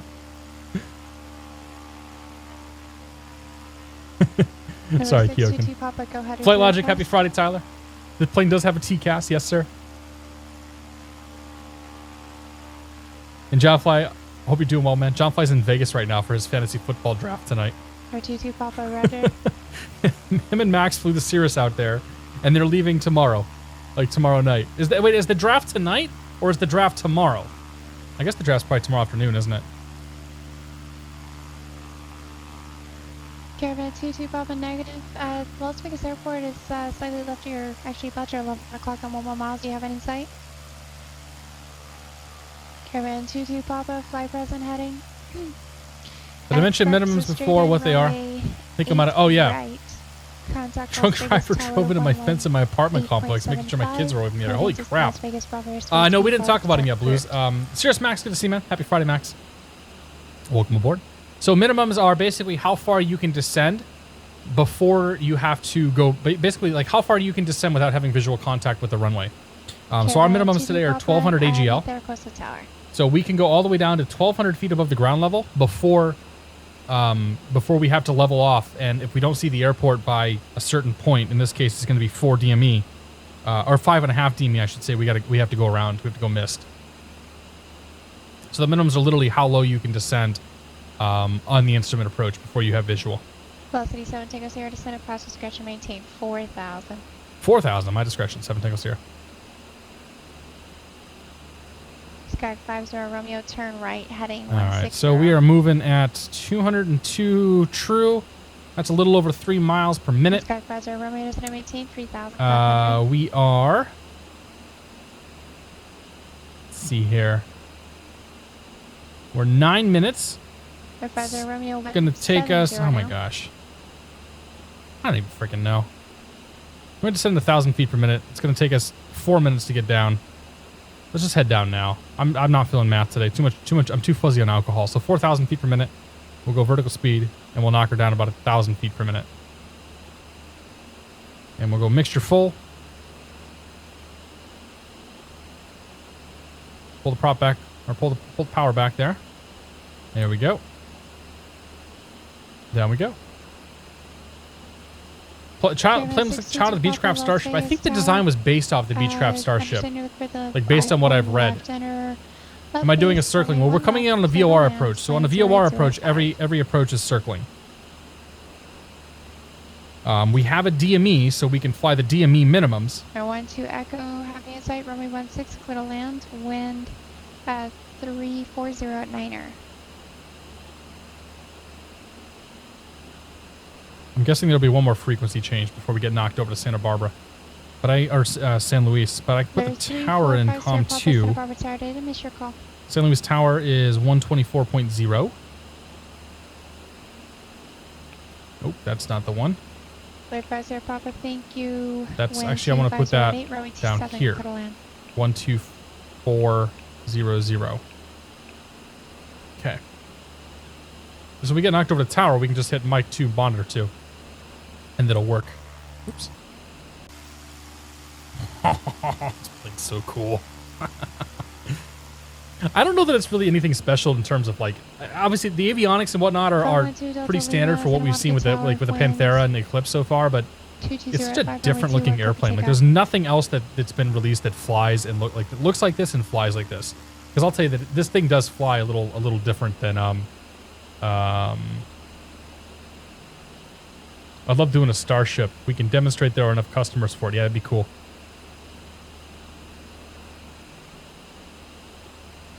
But yeah, it's a very, like, I don't know, it's a very different plane. It's cool. I like it. Sounds great in Vegas. Fantastic. What flight equipment am I using? Cytec X55 and a set of Cytec Pro Flight rudder pedals. Miles from Escon, turn right heading 210, maintain 3,500 till established cleared ILS runway 24 port. And the soup here soon. Few clouds, 2,600. It's San Luis. So the Mu, I don't know about the Mu version 2, the MU2 version 2 is going to be a ways out. Tom's got to go through and basically rewrite and rebuild, I think, pretty much that entire plane. But version 1.8, the X-Plane 11 compatible version of the MU2, I'm going to show that off next week. So next Friday, we're going to be flying around, and they had the death trap of a turboprop that I haven't touched in oh so very long, and I'm very, very excited to fly it. 7786 Golf for main ground, stand by. FS Global Real Weather is not working. That sucks. Hopefully it works for you. I haven't used that in a long time. Velocity 7 Tango Sierra, cross Morro Bay at 4,000, cleared VOR Alpha, approach expect circle to land runway 29er. Crossmore Bay at about 4,000, cleared VOR Alpha, and we'll expect circle land 29er, velocity 7 Tango Sierra. All right.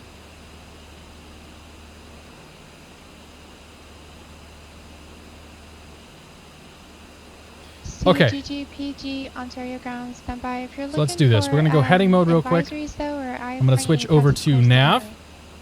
And I'm going to sync up the course bug so that we're flying direct to the Morro Bay VOR. Caravan 62 right there. Going around, enter So we'll go back to nav mode. Runway 1 left, report midfield. Slight turn right there. There's 4,000 feet. Let's go power back up.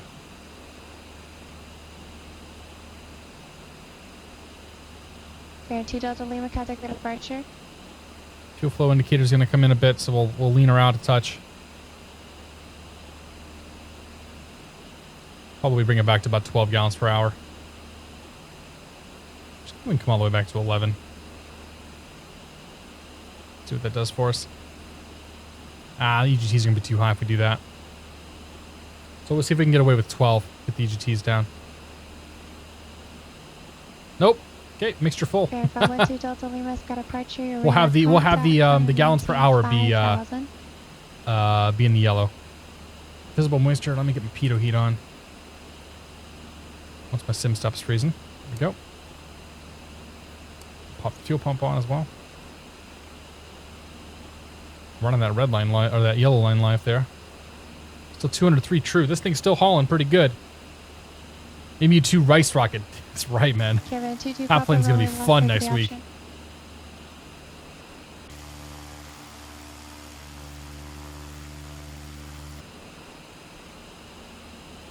Oh, man, I'm yawning already. We still got a whole another flight to do. The next one's longer. That's what she said.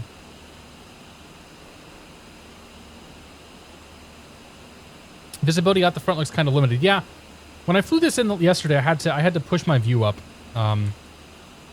which I actually can't do now. So I don't know. Yeah, I was definitely having some visibility issues when I was flying this around yesterday. Right, direct Santa Monica. Traffic. Off the left wing, basically level.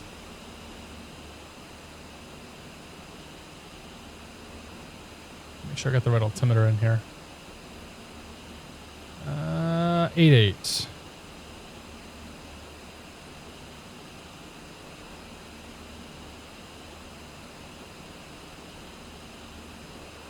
All right.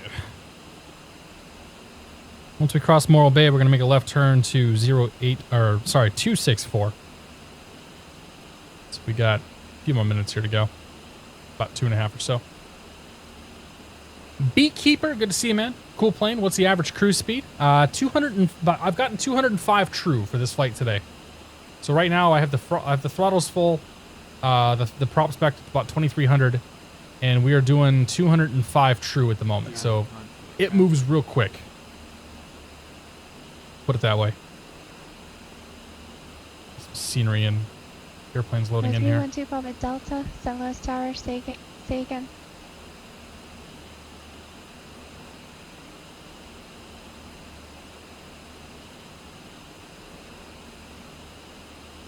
Papa Delta's doing one of his V ratings coming in. No yawning, I know, right? Try not to. Rotate it well with this bird, around 80 or so. What was the rotate speed? I don't think it was in here. Yeah, there was. So best angle of climb was 80, so I think rotation was around 70, 75. Our approach speed is going to be 80, I believe. The approach speed's not limited, or not listed here. Supposedly you can get this thing down to 80 on the approach. I'll probably do the approach between 90 and 100. That worked out pretty well for me yesterday. Sky Cruiser, Romeo The recommended speeds over here. Recommended airspeeds. 2-engine climb, 103. Angle of climb, 80. Cruise climb. Nothing about approach speed, nothing about rotate. But the rotate's around 70 to 80, and the approach speed is going to be probably 90 to 100. P-51s are faster than both planes. Yes, P-51s are faster. 0Xbox, aloha. Good to see you, buddy. Happy Friday. Hope you're doing well. Cessna 835 Romeo Palmer, Yep. runway 24, Controller change. 2308. Exterminator, welcome aboard, man. Just think, Exterminator, you've been here all night, but hello again. Just in case you haven't. Fixed pitch or variable prop? They're variable prop. Dual engine variable prop.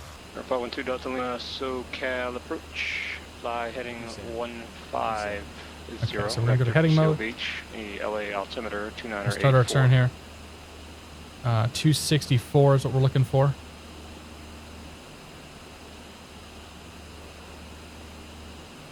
Heading. Air 2 Delta Lima, heading fighting 140. Okay, there's the outbound. So we'll grab the 264.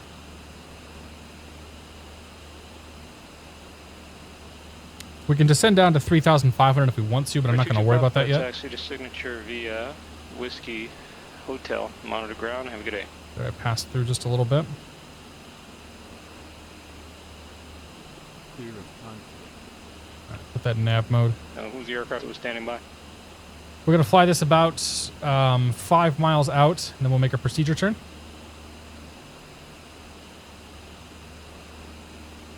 So the procedure turn will be at 309.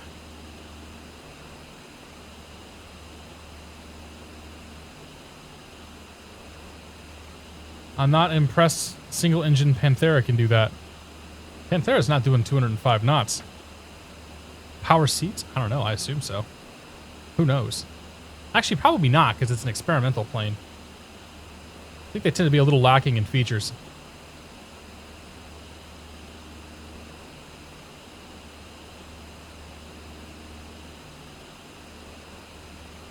All right, 5 miles, we'll start making our procedure turn.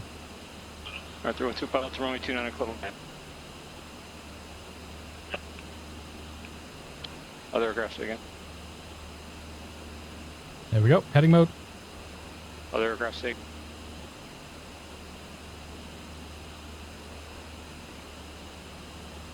Let's bring the speed back. Rear, stay again. Props forward. Mixture forward. Bring it back to about 130 knots. Or 150, we'll go with.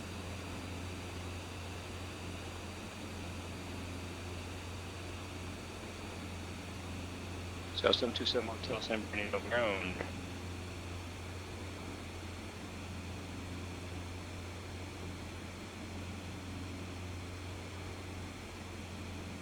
Seven two seven Hotel. Roger, are you looking for flight following, or are you ready to taxi? We'll teardrop our sub back in. Let's return back to 129.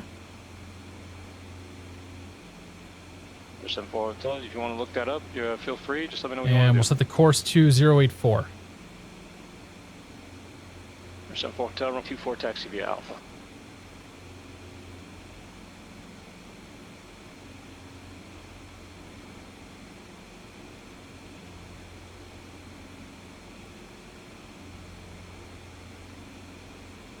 Loud and We'll clear. just keep bringing her in.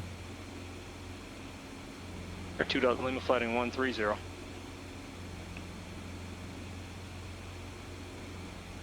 Might even overshoot. I probably should have taken the procedure turn out a little further. So we're gonna overshoot this VOR. Whoops. It's all good. It happens.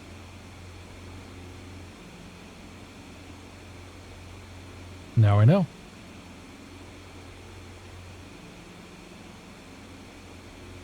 Not that bad though. Go Navy, welcome aboard. Happy Friday.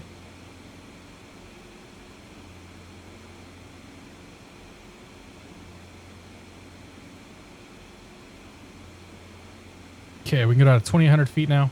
2,800. Vertical speed down.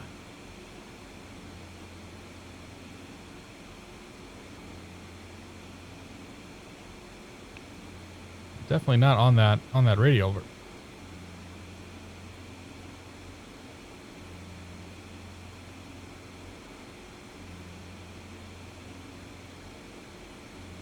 Try to get ourselves back so this is actually lined up.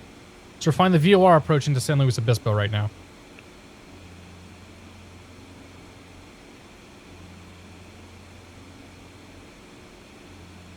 R25 Delta taxi Jet Center via Alpha on the ground, and Okay, we have a go. good evening.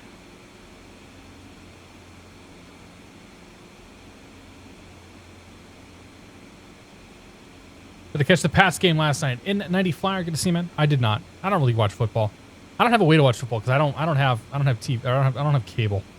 I mean, I suppose if I really wanted to, I could put an antenna up. But I'm not a Pats fan, even though I live in this area. I'm not from this area originally, so I was actually happy to see the Pats lost.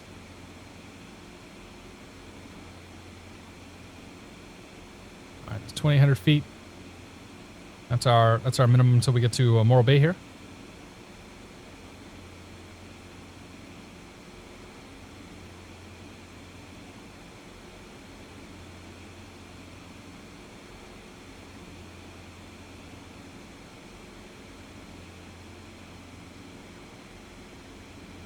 What's the airport elevation here?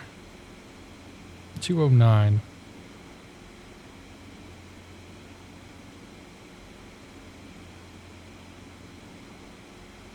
So we're going to cross Morro Bay, wait till this number hits 0, and then we can start our way down to 1,700 feet. At 1,700 feet, we'll go ahead and look up.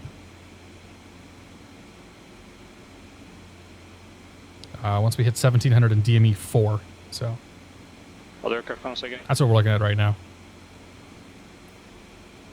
So right now we're flying back in towards Morro Bay at 2,800 feet. We'll cross Morro Bay, and then we'll go to Sinox, which is identified by Morro Bay 4 DME at 1,700 feet. Piece of cake. I have T-Mobile for my carrier. No Verizon. All right. Add mode off. Just turn the autopilot flight director off. My airplane.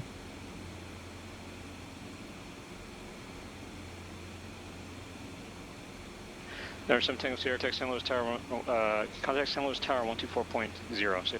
24-0, 7 Tango Sierra. We'll see it.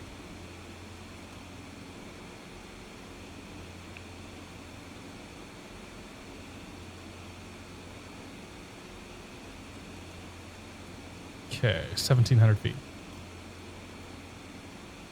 San Luis Tower, experimental 717 Tango Sierra, inbound VOR approach. Don't even know what that call was. 717 Sierra, San Luis Tower, circle south of the airport for left downwind runway 29er. Clear to land, wind 30015. Circle south, left downwind runway 29er, clear to land runway 29er, 7 Tango Sierra. Let's pull that speed back now. 4 DME, 1,700 feet, we'll look up. Clearance Skyhawk 7786 Golf, request flight following to Fullerton at 3,500. I've got Echo, and this is for the Cat 9. 1 mile to go, 200 feet. 118.1.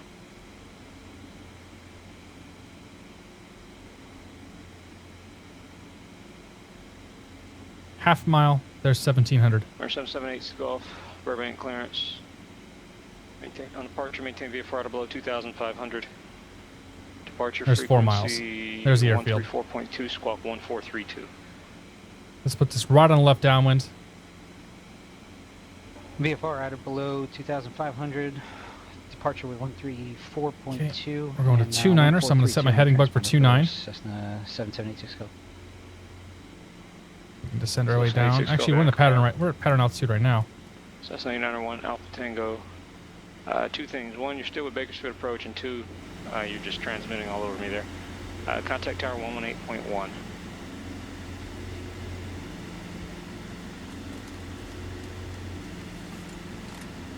St. Louis ground helicopter 312 Papa Delta. Right, 312 Papa Delta, St. Louis ground, standby. There's 100 knots. Bakersfield. That's about what I'm going to shoot for on this. Bakersfield Tower. Cutlass, November 8. A beam. Alpha Tango. Bring the gear down. Near the couple miles. Turn the pitot heat off. Near the base. Runway 29. Right, 901 Alpha Tango, Bakersfield Tower. Sagan, you're near the base for runway 29er? 1 Alpha Tango. I had a little bit of a delay to change radio. Yes. Coming up on 45 degrees. Alright, 1 Alpha Tango, there's runway 29er here. It's runway 30 left, 30 right. Base. You can, at your discretion, you can turn back around, make a straight in runway 30 right, clear land. 30 right, clear land. 1 Alpha Tango, sorry. Don't apologize. Or 1 Alpha Tango, it's 30 right. Runway 30 on the right side. Yeah, there's a base turn. 30 right, 1 Alpha Tango. Or 2 Delta Lima, contact call approach 128.1. Plane flies a little different. 2 Delta, San Luis ground, go ahead.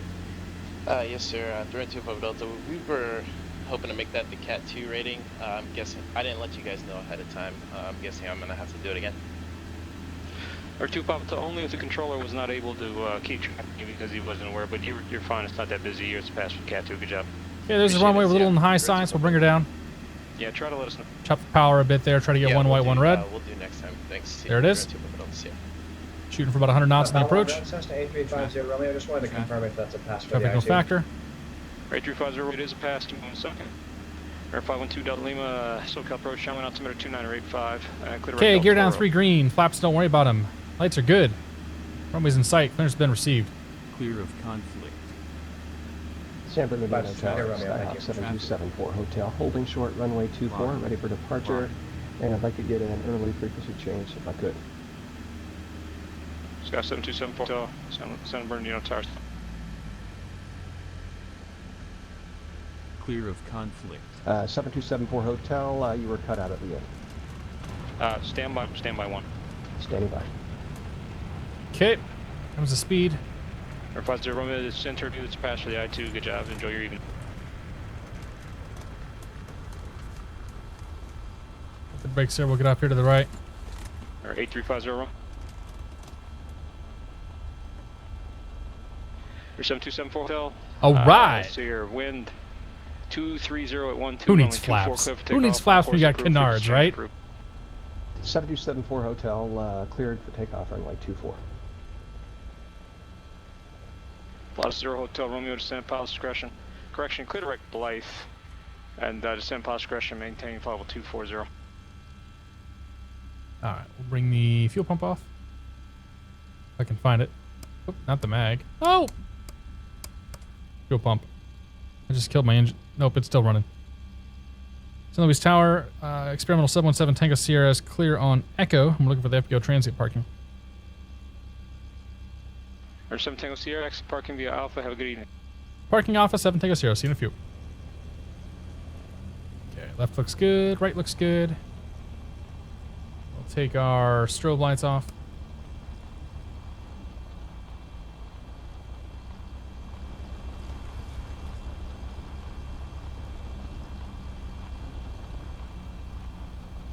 Just go ahead and turn in right here.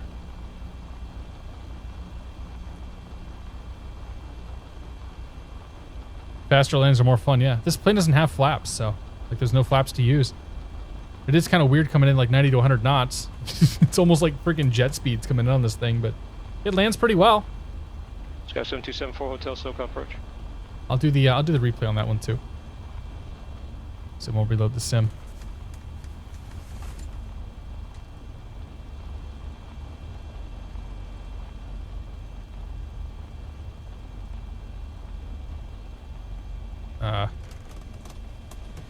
Sure.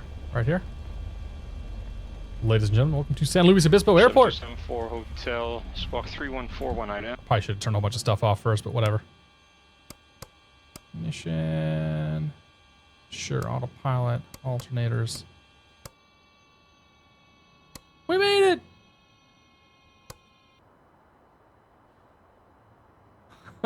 That's pretty good. I enjoyed that. I like this plane. I do. I think you did okay, Lionel. Alright, let's go see how we did here.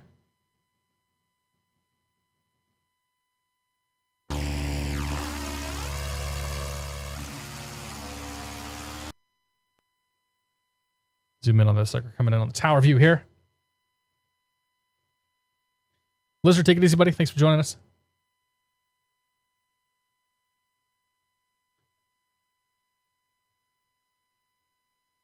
Like, it got really... This plane got real stable on approach. It did really freaking good coming in. The little bit of yawing and whatnot, that was me, you know, screwing up the yaw myself. Like, I was playing with the pedals too much.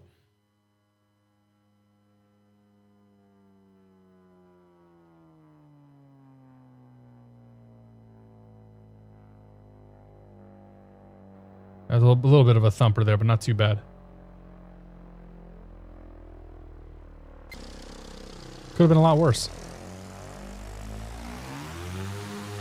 Flare the crap out of this thing, though. Holy cow.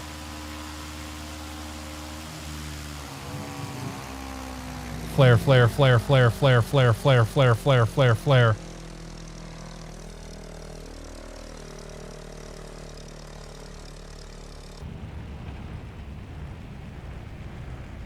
Very interesting. One more.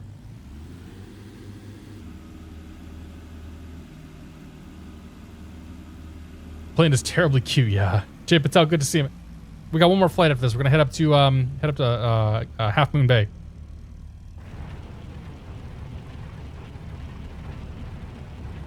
I'll take it. No flaps, just an anchor. Yeah.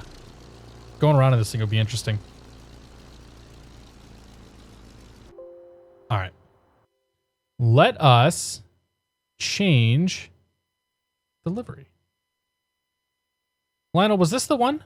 LVDRC, was that the one to that you were talking about? Or was it one of the other ones? I think it was this one that was added.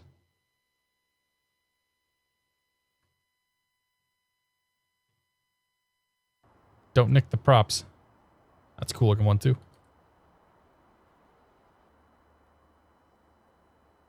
All right, this is the one we'll go with then. Go for number 2. All right, guys, so what's gonna happen? I'm gonna take a little break, get some water. You know, do the stuff I gotta do. I'll be back here in about 5 minutes or so. Second flight's gonna take us from San Luis Obispo up to Half Moon Bay in California. Half Moon Bay is currently reporting fairly low ceilings. Yeah, Half Moon Bay is reporting 100 feet above minimums right now. So it'll be an interesting flight, I think, coming in up there. And absolutely beautiful scenery once we get in. So we'll see you guys here in just a few minutes. If you're taking off, thank you very much for coming out tonight. If you're sticking around, we'll see you in just a moment. I'll be right back. To PilotEdge.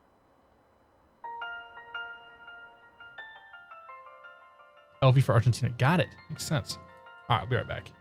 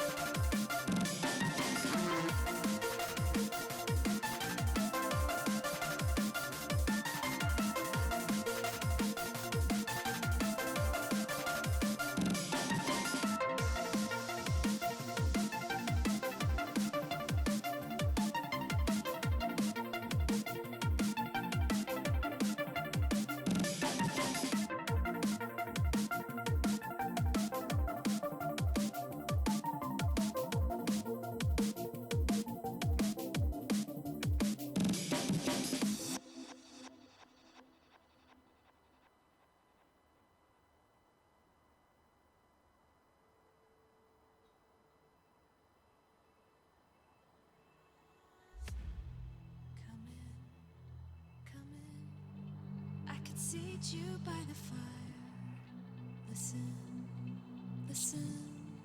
There's something I must confide. I know I said that it'd be fine. I know I made it look like it'd be alright. But I think I learned my lesson, and I'm not gonna let you out of my sight. You can call me killer, 'cause I'll bring you to the light.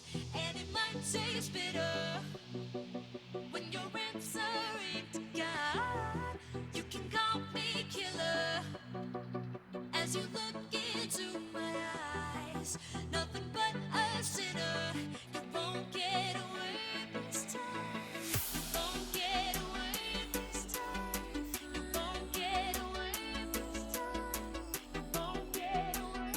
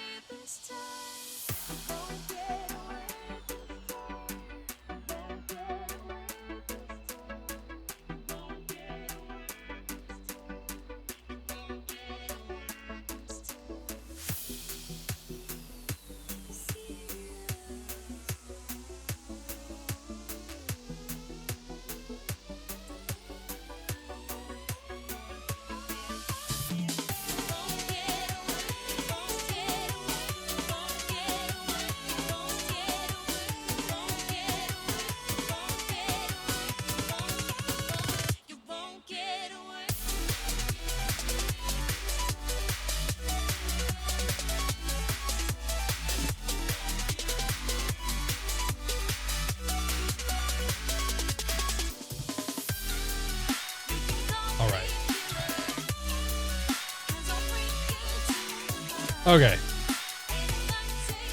Groovy music. I know, I like this song. It's a good one. We can listen this one out. It's almost done.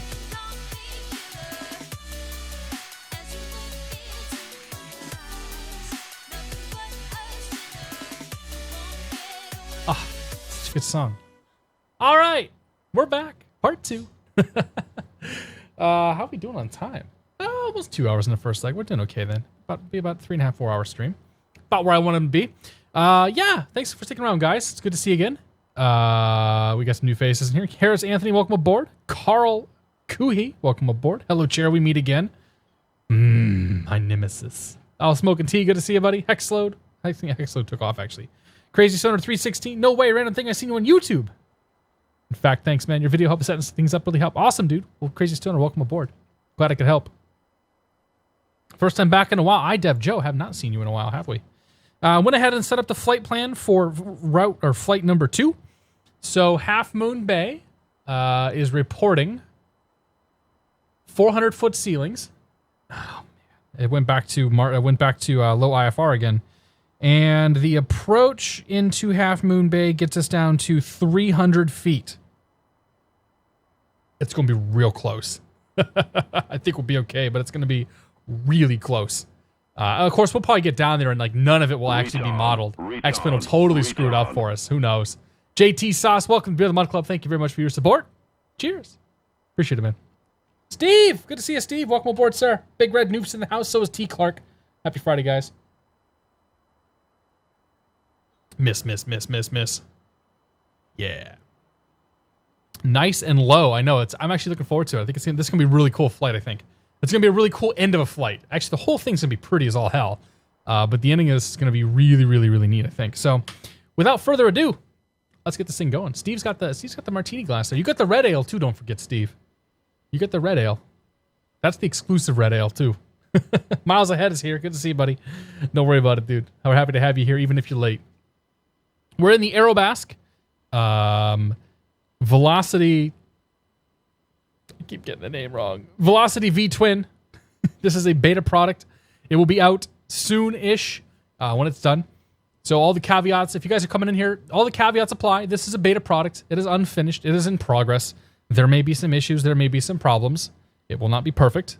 It's pretty close though for being a beta product.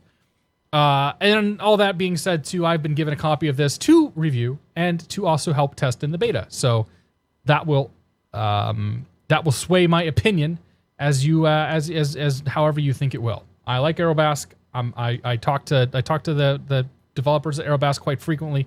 So whatever. That's my full disclaimer. Blah blah blah blah blah. Did you get the sports package for the plane? No. We don't care about sports, Kyokin. At least I don't. Big Ryan, good to see you, man. This year all not founds in the house. Happy Friday, man. XP Aviator, welcome aboard. Happy hour, half price beer. Yeah, so the half price beer thing doesn't apply to you, XP Aviator, but if you're not a subscriber to any channel, or if you're not a subscriber, and this applies to all Twitch channels, Twitch is offering half price subscriptions for new subscribers for the month of September. So if you want to support your favorite broadcaster, and you haven't subscribed to them yet, you can subscribe for $2.50 for the first month. If you do not want to continue subscribing for $5 after that, then you should probably cancel. But yeah, you get half price subscriptions, and so that's the half price beer joke. Johnny Karcher, good to see you, man. I don't think I've seen you in a live stream yet, buddy. So Johnny, good to see you, man. I haven't heard from you for a while. Cheers. Thank you very much. Welcome to Beer the Mud Club. Appreciate it. That joke didn't work. That's cool. Oh, your joke didn't. Mine didn't. My joke always works. Sports package for the plane. Oh, you're talking about like the performance package. Yeah, okay. I got you now, Kyokin. We can't win them all, dude. You'll get a pity laugh at the very least, because you're about to get blown away. Anyway, let's get this thing going. Gavin Doyle says it made you 2 a.m. here, but streams by Ty are priority. I like it, dude. I like it. Let's get the sucker up and running. So Avionics, come on. Master Avionics. Master, come on, Avionics, come on. Turn that down for now. Beacon light, nav light. Oop, those were already on. Panel lights can come on. Alternators off, pitot static heat off, autopilot off, pump off, mag, ignition, mag. All that stuff can be off. Actually, we're just going to go ahead and we'll fuel her up, and we'll go ahead and crank the sucker up and get ready to get out of here. So, not the ground thingies. I like the fact they called them ground thingies. That's pretty cool. So let's go ahead and load up the gas, bring her right up to max gross again. I like flying this at max gross because it feels, different.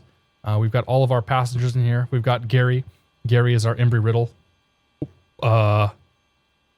Bro.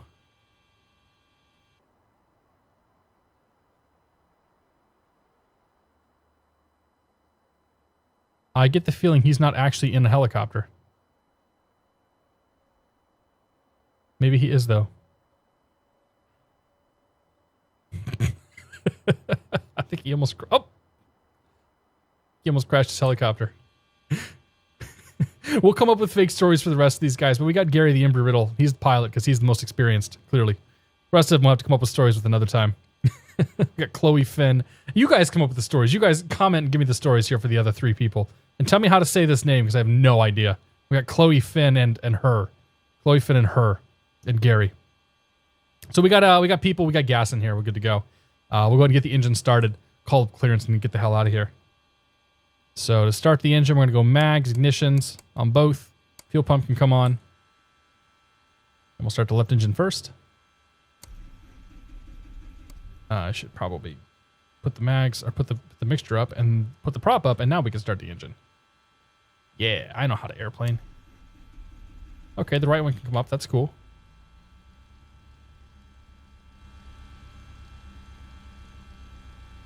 About 900 RPMs. There we go. And left. Retard. Couldn't agree more. P cost? PE cost? P cost? PE cost? We're going to go with P cost.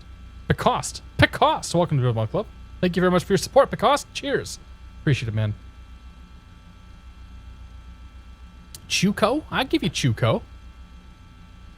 Chloe, Finn, and her. Got it. Part of my mind says Chloe is my sister's name. Well, Chloe we know how to say. It's the other one that we don't know how to say. Just gonna throw that out there. All right, fuel pump can come off now. 2 good engines. They're in the green, all that. I would pull the mixture back, but if I do that, then the EGT comes up and basically like the engine starts to burn itself up on the ground. So we'll just leave everything where it's at right now and not touch. All right, so we're gonna call up San Luis ground. Let's get my charts going here. San Luis ground is 121.6. Currently we're tuned into tower, so 12160. We will do that down here in number 2. Pop you up there. Let's turn that to standby. Go VFR. Enter. Los Angeles Bravo airspace, runway 25 right, taxi via Charlie. Get Joe Charlie going 1, here. Bravo. Get myself a new page. Okay. November 717 Charlie Tango 1, Sierra. November SBP. Southwest 791, contact SoCal Half Moon Bay. 127.4. CRAFT. You could change their names and their weight. Really? Los Angeles ground, could you repeat? I don't know how to change. Do I have to go to a config file? Cleared out of the Bravo airspace, did you say? Do I have to go to a config file to change their name? I'm guessing I must have to. Okay, I don't know. I kind of like that name. So 791 SoCal. Text config file. Got it. All right. Well, we're going to come up with some ridiculous names then. That's how we roll. All right. Let's get the flight plan up here. What's the warning? Oh, right. Yeah, I need to turn the alternators on, too. Yeah. Smith's back. Good.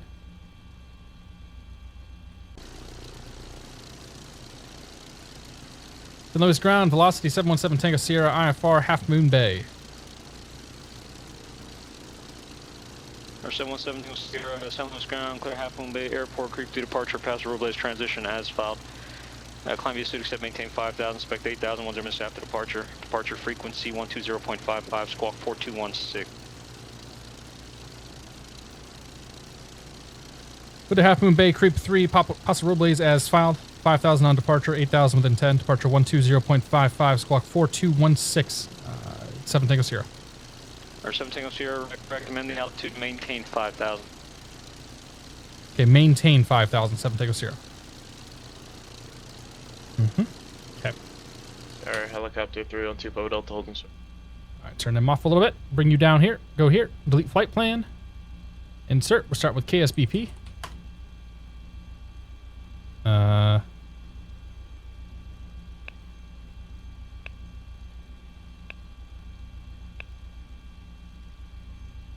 And departure from KSBP on runway 29er, creep 3 to Paso Robles. That goes to creep, then Paso Robles. That's actually pretty easy departure here. After Paso Robles, we're going to take Victor 25, so insert airway, Victor 25. We're taking that all the way up to Sapid. And from Sapid, we're going to go to insert waypoint. KHAF. Enter. Good. That's our flight plan. Come on down here. Climb out speed is going to be 130 knots. We're cleared up to 5,000 feet initially.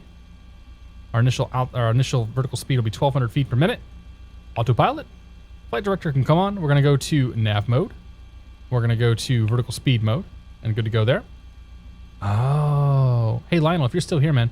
If you push nav mode and vertical speed mode without pushing flight director first, the autopilot turns on. I don't know if that's intended or not. That's all. Unless it's been fixed, actually. Yeah, no, that turns the autopilot on. All right. Sky views there. So we got the speed, we got the altitude, we got the vertical speed. We'll put our squawk code in 4216. 4216. Altitude report. There you go. Check. Oh yeah, departure frequency 2055, which is already in there. Okay, so check the frequencies are good. All right. Bananagram, good to see you, buddy. Here for a live stream. Computer's working on Twitch for once. All right. Welcome aboard, man. Good to see you. Happy Friday. Plane looks ugly. This doesn't look ugly. I'll check if I can prevent XP from doing that. I don't think, I feel like that behavior hasn't existed in other planes, but it probably has. All right. We're on ground. Oops. I don't know what that is. I want to turn that up. Turn Joe back up here. Advise when you have Fulton sign. Oh. We got Keith.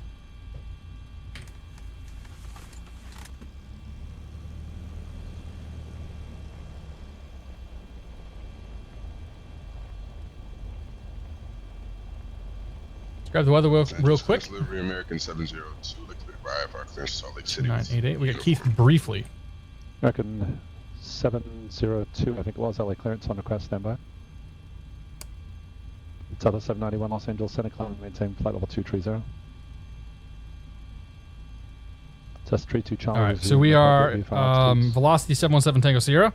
We're at transient parking. We're looking for taxi with the weather.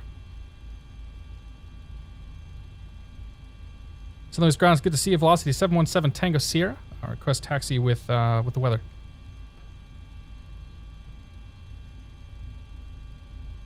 St. Louis Tower, number 312 Papa Delta is about a beam now, runway 29.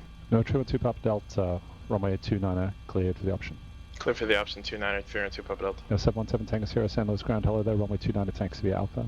29 Alpha, 7 Tango Sierra. LA Tower, 571 Foxtrot, Lima, holding short, 25 right. Approved, advise when you're direct flight again. If you have any say with the DAV 750, 650, can you whisper their ears to finish the VNAV calc buttons? Such a super cool feature, but they need to finish the rest of those buttons, especially those of us on Max that can't get the Reality XP program. Lima, holding short, 25 right. I'll do what I can.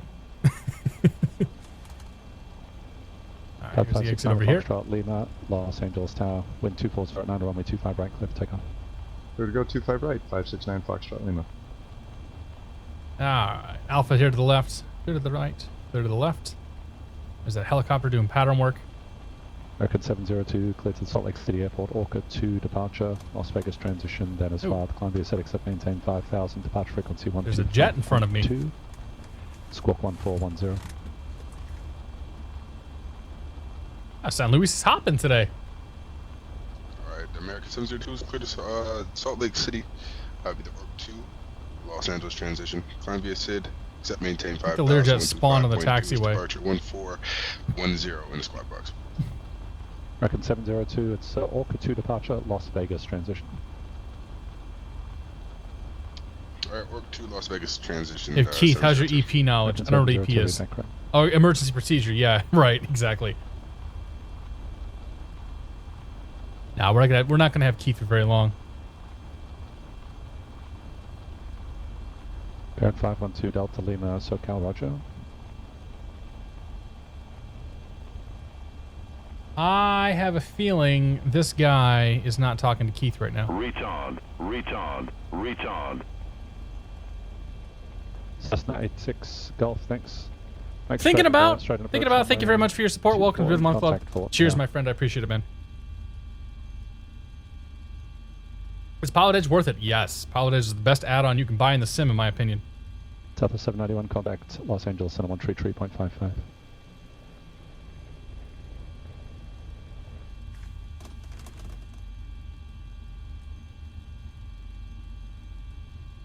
Snow's ground velocity 7 Tango Sierra. Are you talking to this Learjet on the taxi?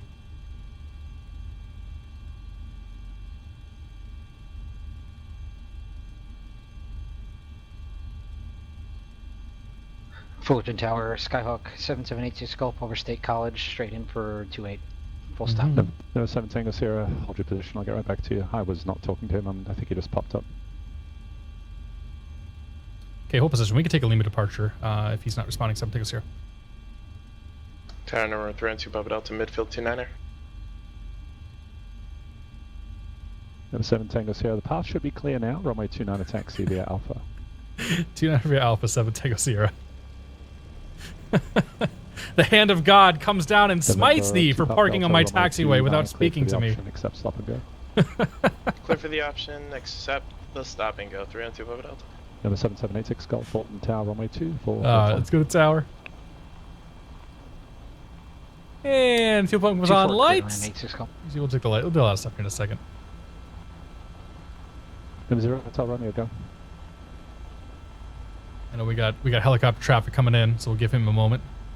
Number 0 Hotel Romeo. We should do a run Yes, up, sir. but you know I'm not going to. Unless you are given a heading to stay out of it, when you're IFR, you can go as you're cleared. You don't have to worry about that. AM1 rack. I don't even know how to say that one. 791, did you check in? AM1, good to see you, man. Happy Friday. Welcome aboard. 791 LA Center, climb and maintain Coast pilot, welcome 250. aboard. If only you could be like that in real life. Yeah, no kidding. Any idea if you're not 18, reach out to ops. Ops at PilotEdge.net and talk to them. Over to departure, 569. If you're soloing, they might make an exception, but I can't guarantee you anything. San Luis ground, evening Learjet 345 Sierra Papa IFR to Santa Barbara. 3450 Sierra Papa, San Luis ground. By any chance, are you the Learjet parked right in the middle of Alpha? Yeah, it's me. You want me to turn around? Yep, cause some excitement for the poor velocity behind you. He had a minor heart attack. If you can reposition to the right and then call, that would be great. Yeah, okay, sounds good. San Luis Tower, velocity 717 Tango Sierra, cardiac health in check, holding short runway 29er. There he goes. 5569 of Foxtrot, Lima, SoCal departure, resume on together. Navigation appropriate VFR altitude, altimeter 2985. Dude is also configured to take off, man. He's got his flaps down, he's got his lights on.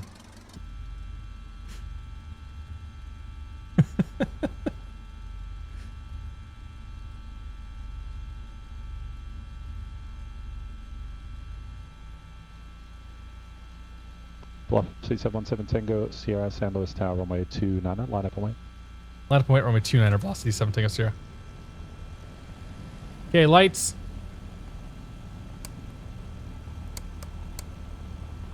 Velocity 7 Tango Sierra, runway 29er, clear for takeoff. We have to take off 29er, velocity 7 Tango Sierra. Lights. Turn 2 Camera. Lima, turn right heading 210. And action. Actually, there's really no action for this plane. Props and mixture. Full. All right, let's go. 29er identified. We're out of here. Turn 2 Delta Lima, climb and maintain 6,000. Affirmative.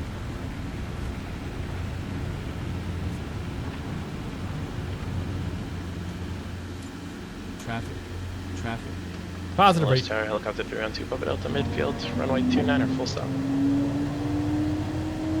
Look up to Pop Delta, runway 29er, clear to land. Clear to land 29er, 2 Papa Delta. Ground Learjet 340 Papa base the tower, IFR to Santa Barbara. Let's go straight to autopilot there. I'm lazy. IS mode. Clear of conflict. On the quest standby.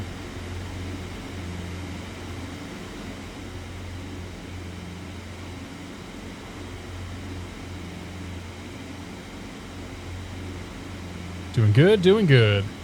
Velocity 7 Tango Sierra, contact Santa Barbara departure. Departure 7 Tango Sierra. Turn that down just a touch there. Departure's Mike 2 monitor 2. Number 86 Golf, tanks red, the Alpha, have a good night. We're going to bring our props back to 2600.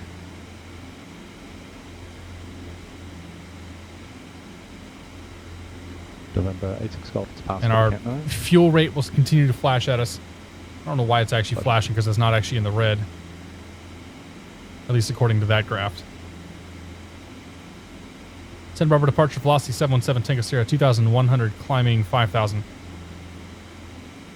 Velocity 717 Tango Sierra, Santa Barbara departure, radar contact, climb and maintain 8000. The San Luis altimeter 2987. If I maintain 8000, 87 on the altimeter, velocity 7 Tango Sierra.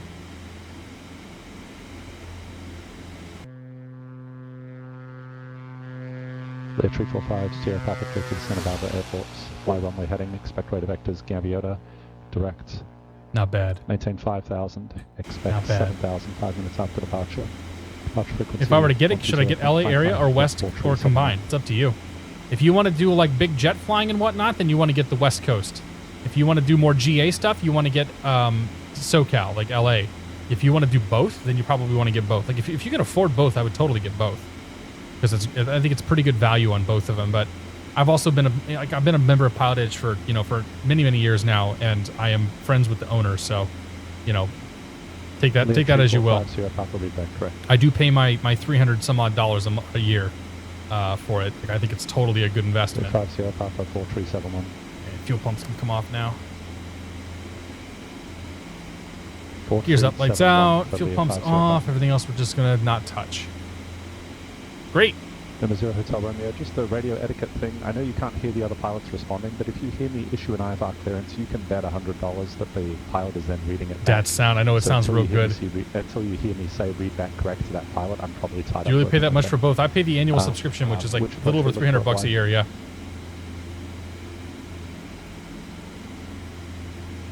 R. Butler, is that a serious question, man? Because you're probably not going to last very long here. Flight 0 Romeo, I will check to see if I have the final. I'm going to give you one chance to think that one over, and think about whether it's a good idea to ask a question like that.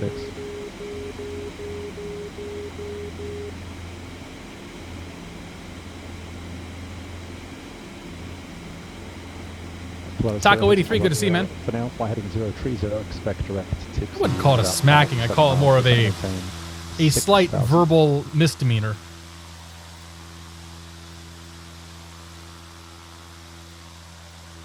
Helicopter 2 Papa Delta. Oh, yeah. Cover tanks at a ramp. That plane looks so good. Helicopter 2 Papa Delta. It's passed with a Cat 3. This is gonna be a neat one, just because it's different, right?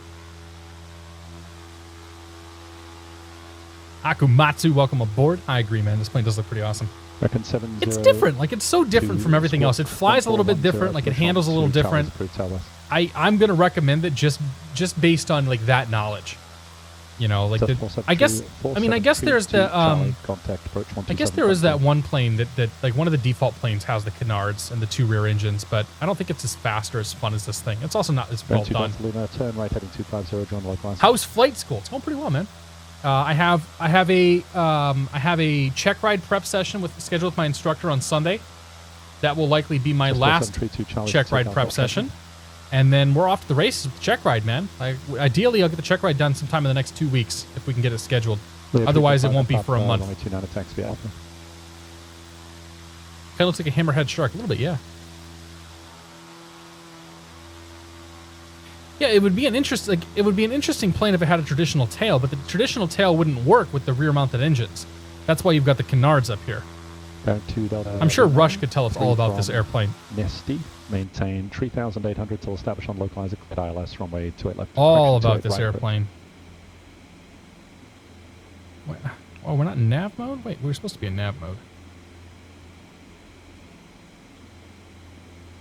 I thought I put it in nav mode on the way out of there, but I guess I didn't. Or I did and it didn't capture properly. Whatever. We're good now. Lear 5. Spare Poppy. He just broke up there. Almost there, yeah, man. I'm seriously, we're close. All right, there's 8,000 feet. Let's bring it back. So I don't know the numbers on this thing. So I've been bringing this back to about 2,300 RPMs in the cruise here.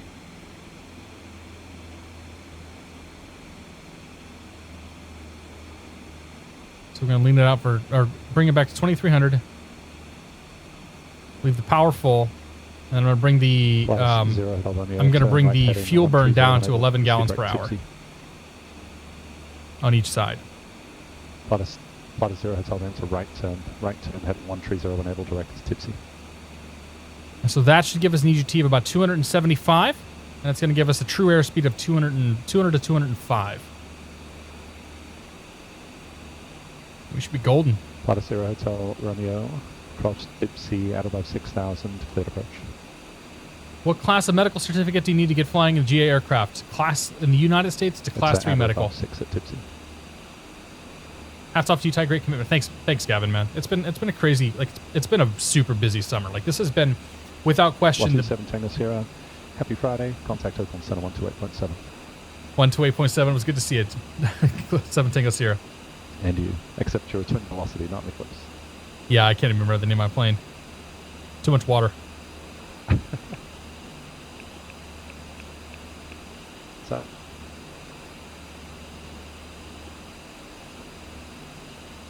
Oakland Center, good evening. Velocity 717 Tango Sierra 8000.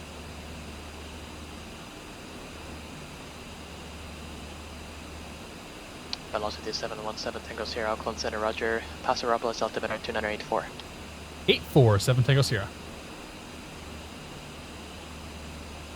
It's going to be a lot quieter up here now.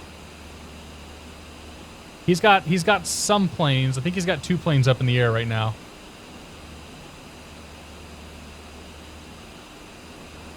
But he's definitely a lot less busy than Keith is. Delta 982, connect solid approach 128.1. All right. Yeah, so for GA aircraft, any class medical works, but you only need a class 3. I think Gavin's trying to get his driver's license. It's all right, man. Steve 99, good to see you. Oh, I already said hello to Steve. Hello again, Steve. FedEx 3171, Seattle Center, release for departure. Are other people also talking in the game? Yes. So I'm flying on a network called PilotEdge. The website's pilotedge.net, and PilotEdge is providing ATC services for my flight here. So there's controllers that are giving me control services, acting as if they're air traffic controllers, and then there are other pilots out there that are also flying on the network. So everybody you heard was flying on this network. This guy right here. This guy right here is controlling. So he's got a couple of planes up in the air right now, too. He's going to give us control services all the way into Half Moon Bay. Mortified 666, welcome to the Bin Buck Club. Thank you very much for your support. Cheers. Appreciate it, man.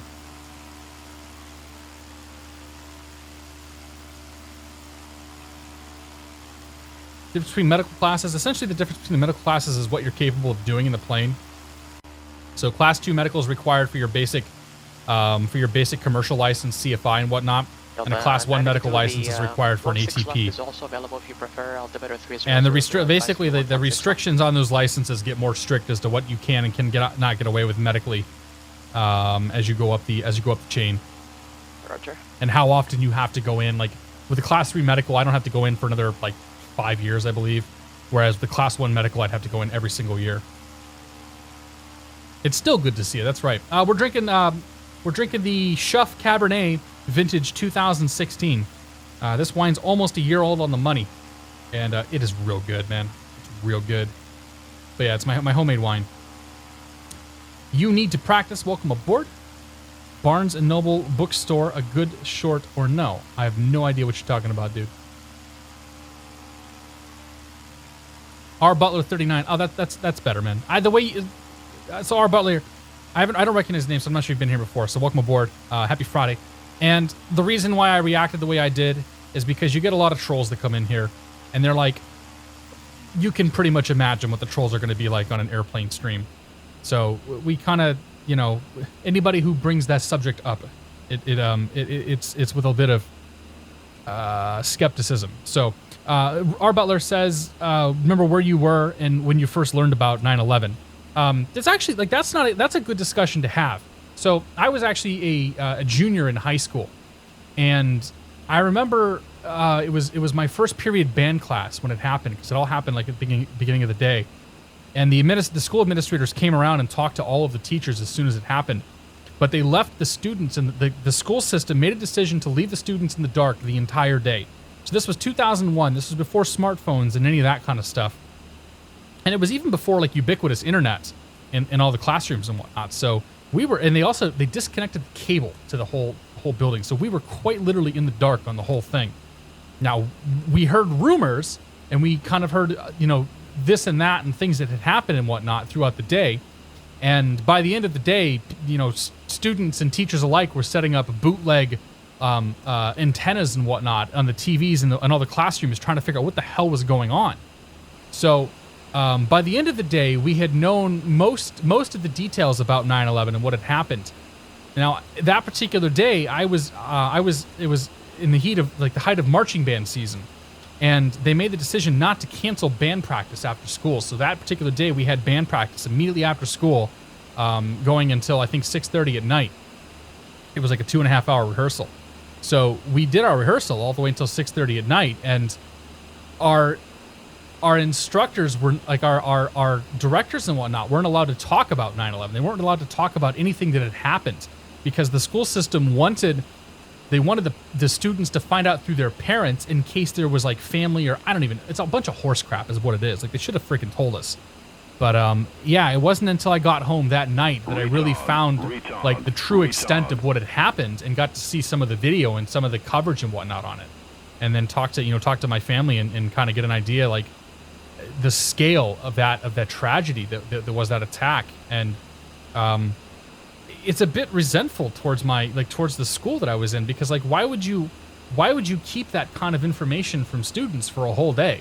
Because you don't we didn't know quite the extent of what was going to happen. It was 2 towers, it was the Pentagon, and it could have been more.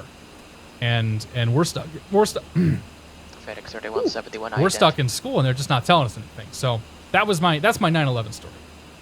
It was a huge tragedy, and FedEx 3171 with a contact 5 miles. Yeah, and I was stuck in school, and they wouldn't tell us anything. It was just odd. It was very, very strange reaction to it by the school administrators.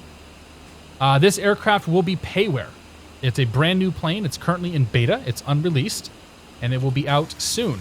I do not have a release date for it though. It'll be out soon. Is all we know. I was sent home early. It was a senior high school. Yeah, it's crazy, Kyokin. I figured they would have sent us home early, right? But no, they kept us, and then we still had marching band rehearsal after school, which was even more bizarre because at that point, even our band director acknowledged what a load of crap it was that he couldn't talk about anything. It was crazy. It was absolutely crazy. And I think the administrators got pretty well lambasted about the whole thing, because it was handled exceptionally poorly. Akumatsu, welcome to the Beardman Club, by the way. Thank you very much for your support. Cheers, my friends. You caught me right in the middle of my little story there. I was in middle school. They kept the school in lockdown. Well, I think they locked our school down, but they weren't talking about it. All right, I have Joe. Take it easy, buddy. KRHTH547, welcome aboard. Remember the day like it was yesterday? Yeah, it's crazy. It's one of those it's our generation's Kennedy. Everybody who is my parents or my grandparents' generation knows where they were when JFK was assassinated, and it's the same thing with my generation. My generation and anybody who's probably 25 or over really knows probably knows what they were doing or where they were at when they found out that happened. I was in first grade. Since the West Coast, we saw it before we went to class. Parents decided to keep me out of school, assuming it was canceled. That day's the only thing I remember about first grade. That's crazy, Tyler. They should have told you. I mean, it happened near you. I mean, I was in the Midwest, so I lived in Indiana. If I lived out in Boston, it'd be a different story. I mean, 2 of the planes departed from Boston. Do you think 9/11 was an inside job? I don't comment on that stuff. That's not going to win me friends either way. But CD, welcome aboard, man. X and Viral update out soon. They're teasing it. We don't know when it's going to happen. Christine Felshaw was in college at the time, had to sit in class full of computers and trying to look at the news pages when it happened. Yeah, no kidding. I can't even imagine something like that happening today where everybody has smartphones. You wouldn't keep it a secret. Students would probably just leave the damn classroom. Nah, I don't want to be here when this happens. Fire department got me out of school. I was only 30 minutes away from the Flight 93 crash. Holy crap. Cessna 210, welcome aboard. Good to see you, man. Actually saw the towers go down. I was in school that day, had a clear view. Holy crap, dude. That would be haunting. Feral Birdie, welcome aboard. What kind of skies am I using? Default. All the weather is default. Old Fly Guy, welcome aboard. On my way to work. Wife actually took a flying lesson at FRG. Saw the plume from World Trade Center. The ATC required all aircraft to land. Wow. Computer Flying, welcome aboard. Never forget the day. I was 1 mile from LAX and 2.5 left, and it was so quiet. See, Gutterman, good to see you. Parents woke me up to watch the news, went to school, was on all channels. Remember the principal giving an epic speech about it. Life in the world instead of the usual morning announcements. Hello, Rat, good to see you. I was in uni.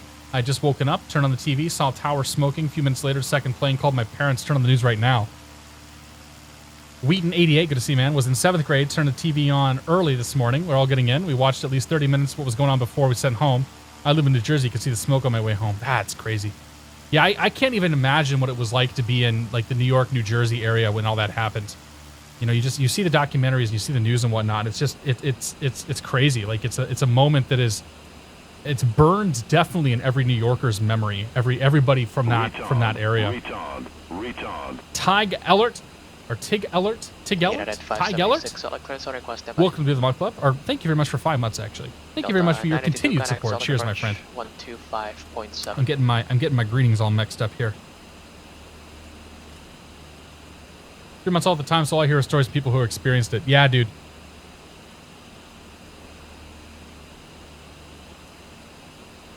"9/11 is a sad reminder that Americans do not write dates properly."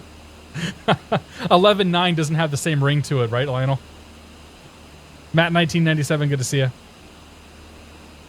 Wanted to be an airline pilot, need a first class, but I can't get it because of my ADHD meds. Yeah, if you want to actually get your first class medical, you're going to be in for a long ride with ADHD meds. Like you have to come off the medications, and then you'll also have to have psychologists basically clear you of ADHD, because ADHD is in itself is a disqualifying condition. Let's all appreciate how safe flying is now and how we can enjoy it in all aspects. Absolutely. We can enjoy it in most aspects. It's still pretty expensive.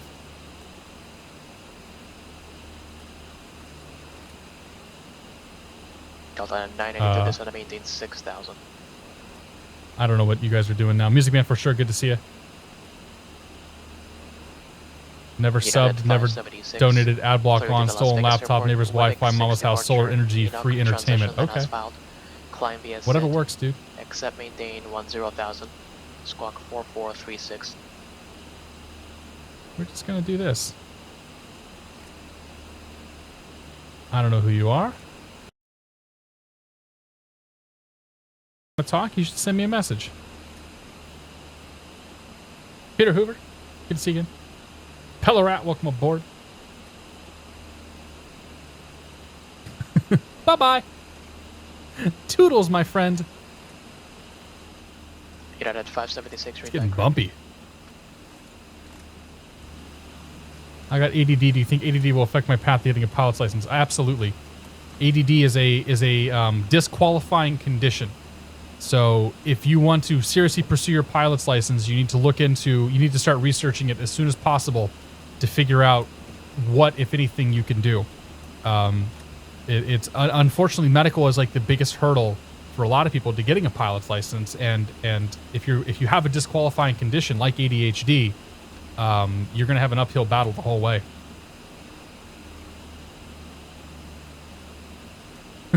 The Hot 600. See you.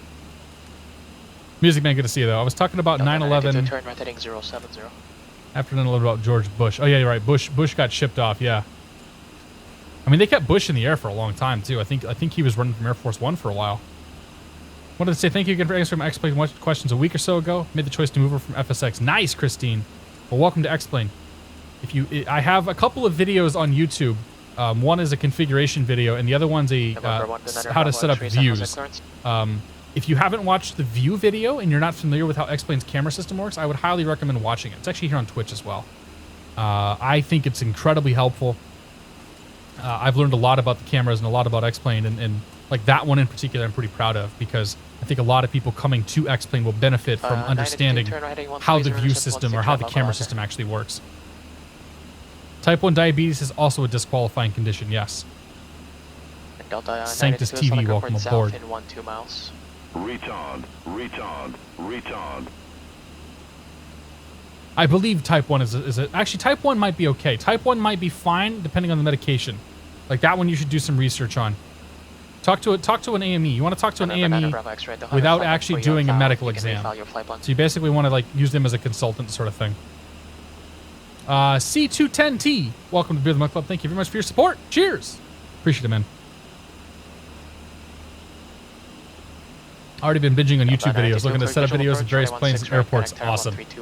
Well, I'm happy I can help. Want to do whatever it takes to become an airline pilot. Childhood dream since I was born, even if it means going off the meds. Well, it's not even just about going off the meds. Like the diagnosis itself is gonna be potentially a problem. That's where you need to talk to. Basically, with that, you need to talk to an aviation medical examiner and see like what you can do, if anything.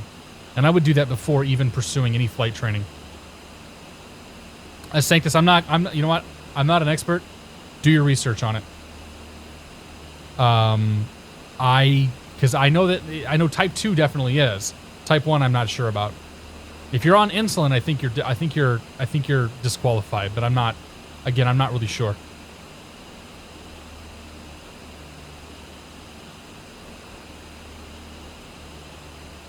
Like the medical stuff gets kind of weird with aviation because it's so. The FAA doesn't really have a heart of gold when it comes to medical exceptions in the aviation world. Does PE have better CSLs? Yes, PE has very good CSLs. You went, through the localizer there. Absolutely do not go in for an official aviation medical exam. Absolutely not. You want to reach out to the AME ahead of time, say that you want to come in for a consultation. Okay, Roger. You're still and talk about your medical conditions and what you kind of need to do, because what he'll do is he'll tell you basically yes or no right off the bat, or whether it's possible. And if it is possible, he'll say, here's all the tests that we have to do to make this work. So you'll do the tests ahead of time, and then you'll go through the whole process, and then the FAA will have to probably manually review your condition, manually review all your medical results, and then they'll do a special issuance. United 982. Solid clearance on request, MI. Treated applicants. So in some cases you may be okay. Like the FAA does not like mental illness though. The FAA absolutely does not like mental illness. So it's too bad.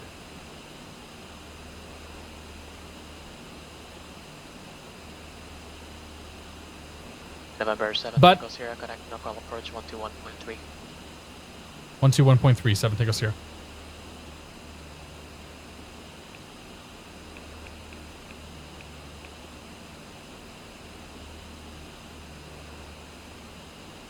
NorCal approach 717 Tango Sierra 8000. November 717 Tango Sierra, NorCal approach, Roger, Salinas altimeter 29er 89er. 89er.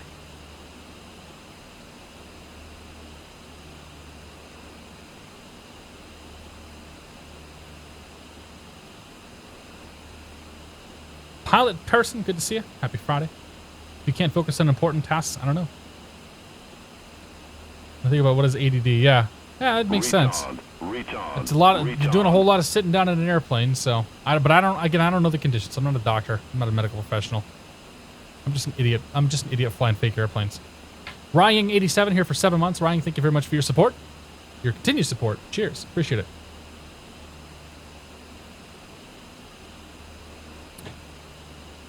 This is definitely not the place where I would go for medical advice, though. I can only tell you the research that I've done and the stuff that I've seen. Delta 982, Delta Alpha 3. How come I don't use SkyMax or X-Enviro? X-Enviro has screwed me over on the winds a few times. So I had some issues for a while where X-Enviro was not properly updating the winds as I was coming into land, and I was having like 55, 60 knot crosswinds coming in, when they shouldn't have been. And SkyMax, I just don't like SkyMax. The clouds look pretty when you're right next to them, but as soon as you get up at altitude, the clouds just they don't look good. I think the default weather engine right now in X-Plane is pretty damn good. I think the clouds look good. I think the weather itself is depicted very well. I am very, very, very happy with the default engine for now. I'll probably switch back to X-Enviro once they release the update. 1.07 eventually, but yeah, not yet. We can go outside the plane. We're already outside the plane. G-Hub 625 coming over from Durka. G-Hub, thank you very much. Welcome aboard. Good to see you. Happy Friday. Time for wings and beer. We'll see you. Ninja with the guitar. We'll see you, man. Have a good night. So we got about 28 minutes until we're landing. Delta 922, solid ground, taxi the ground via Bravo, Echo, Hotel. Half Moon Bay currently 3203, overcast 500. So we are 100 feet above minimums right now. We're back to being IFR, not low IFR. Bravo X-ray clearance available. Advise ready to copy. 757 Spy, welcome aboard. Remember X and Viral landing in Oakland. Yeah, no kidding. November 129 Bravo Entertaining for us, annoying for you. Via Yes, Vectors sir. to the Victor 334 airway, and then as filed. Maintain 3000. Expect 16,000. What a neat little plane this is. In 5 minutes after departure. I could see myself putting some time in this one too. Squawk 2647.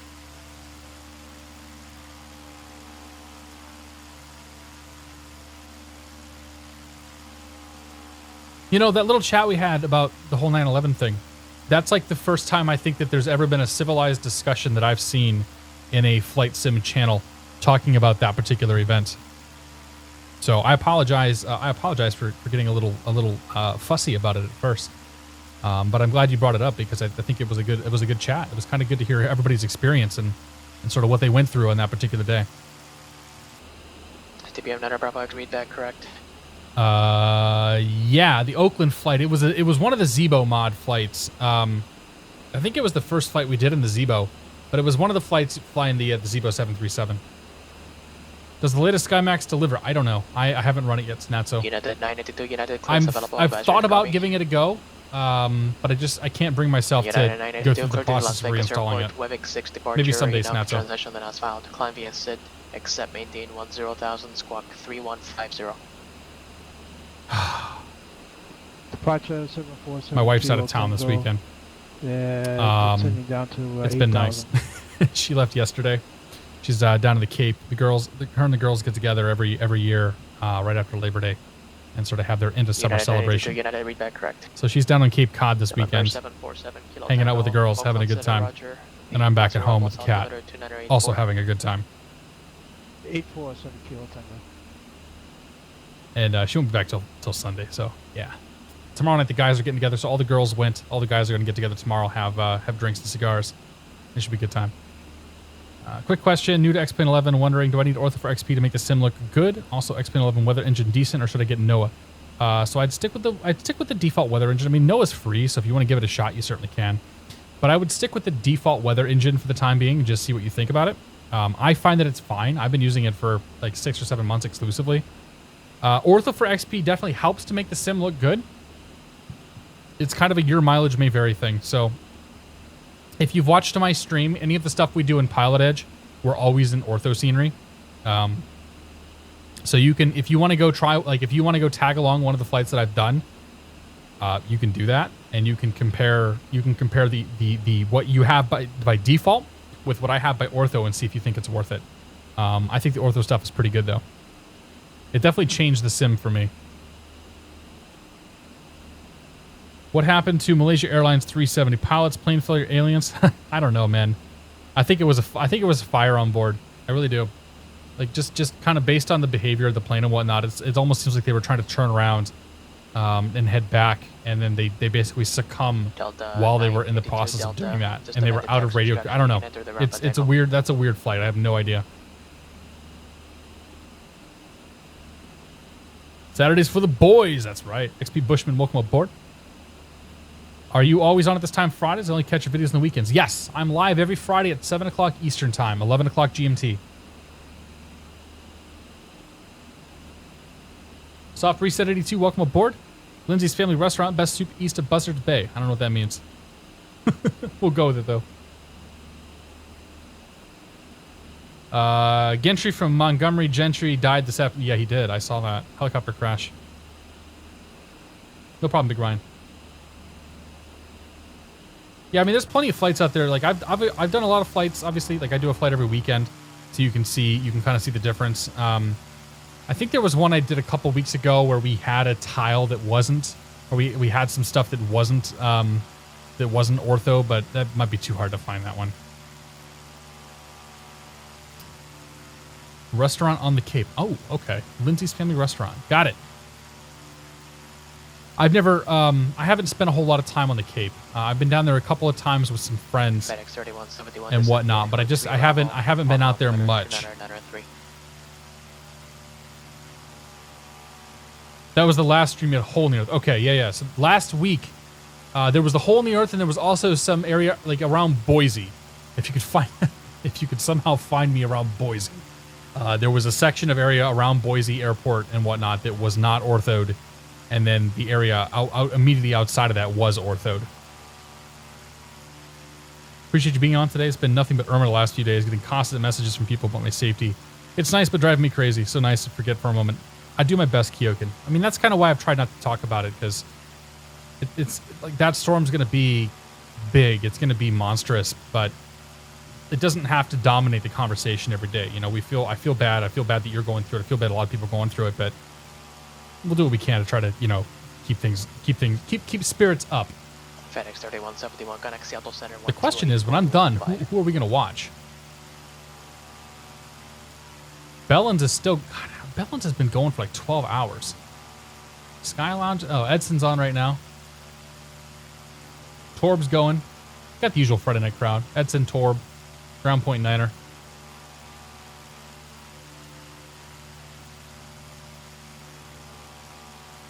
A few guys that are doing stuff tonight. Meanwhile, we're just chilling. FedEx 3171, Seattle Center, roger. Have I used the Coronado Cessna 152? I have not. The 152. So, the 152 is an aircraft that interests me.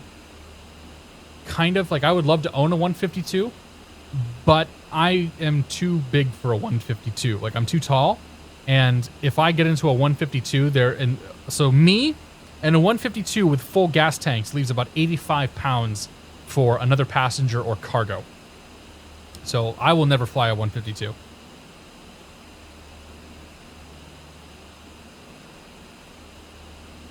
AJ's on. Yeah, we got a few guys. I don't know. The Bellins have been live all day, man. You have Half Moon scenery, airport scenery. Yeah.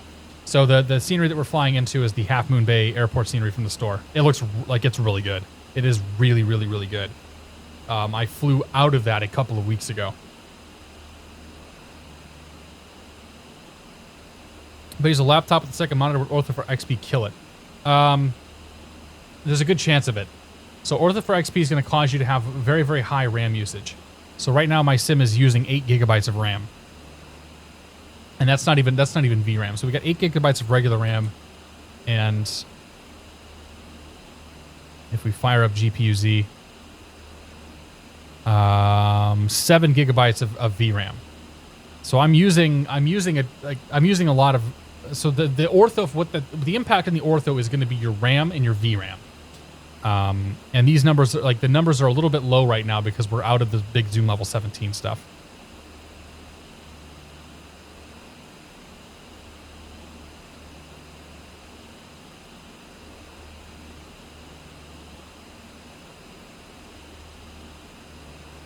NorCal approach 7 Tango Sierra. Just for planning purposes, we're going to request the RNAV runway 30 Zulu from Sapid once we get up there. November 7 Tango Sierra, roger, expect that. 7 Tango Sierra. Alright, let's come on in here. Let's bring you out.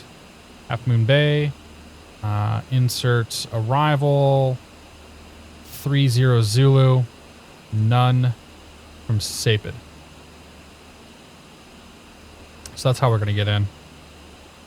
We're going to fly it as if we're an LPV. This plane should give us a glide slope once we get in.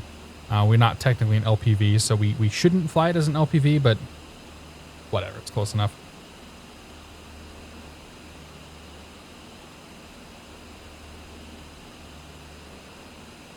And local altimeter setting is going to be 2987.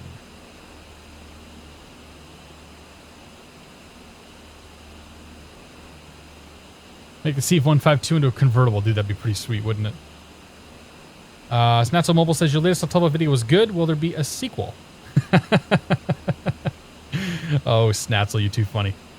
Thanks for actually watching my video, though. I appreciate it. I put a lot of work into that this summer. Like, I've been working on that video for a couple months now. And I learned a lot of stuff putting that thing together, man. Let me tell you. Only have 8 gigs installed. Yeah, you might be a little bit low for the ortho stuff.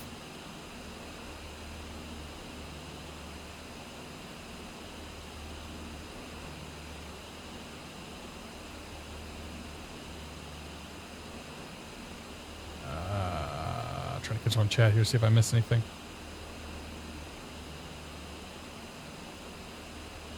You guys are having your own conversations. That's fine. I will not put 11 on this laptop. 11 on a laptop is maybe pushing it a bit. I don't know. Lionel asks if I'm using the recently released payware for Half Moon Bay. I am. So we'll get some very, very nice scenery coming in there. Make a prank stream with X-Plane 9 or X-Plane Mobile. I mean, if that's what you really want to do, if you just want to play some X-Plane Mobile, we can do that. Games, X-Plane 10. I mean, this RC Flyer, man, we've done this before, so. Approach 124.35. No, go away. No. Leave me alone. Go away. I don't want to play Game Center. I just want to play X-Plane. Cancel. Cancel. Let's go. Go. In. Fly.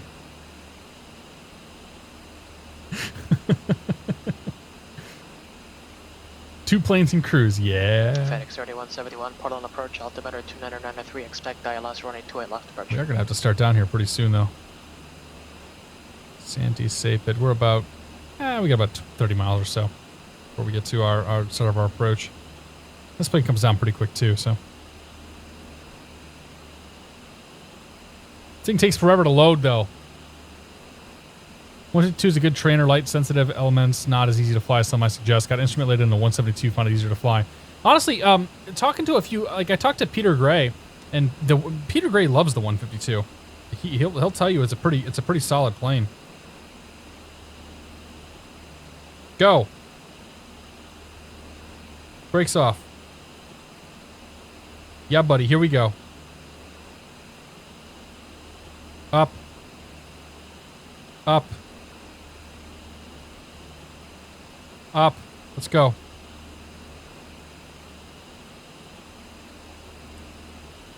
Plane doesn't have a lot of chooch to it. Let's go. Come on. Up, up, up, up, up. Fly, damn it. So I could put the flaps down, couldn't I? Whatever. We don't need no flaps. Put them up. Put the gear up. Whoop.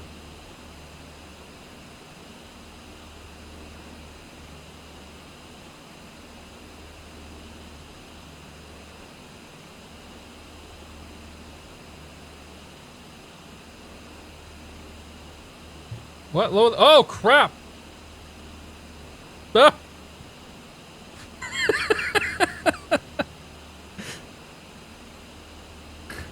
That's probably enough of that.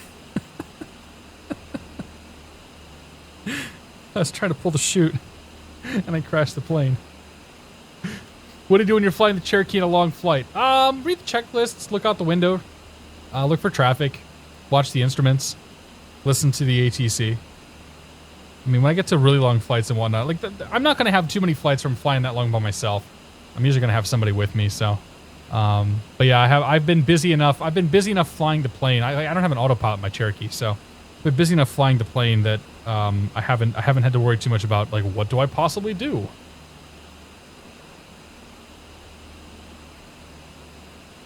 Still fighting with ortho in New Zealand. Keep getting either ortho or no airports and no ortho. Oh, that sucks, dude. Velocity Bug Eater 64, welcome aboard. 5,000. 5,000, Velocity 7, take us here.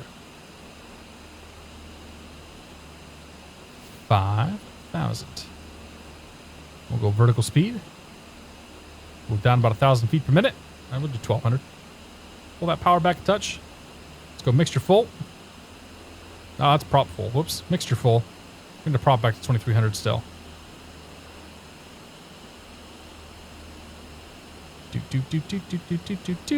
Boop. There we go.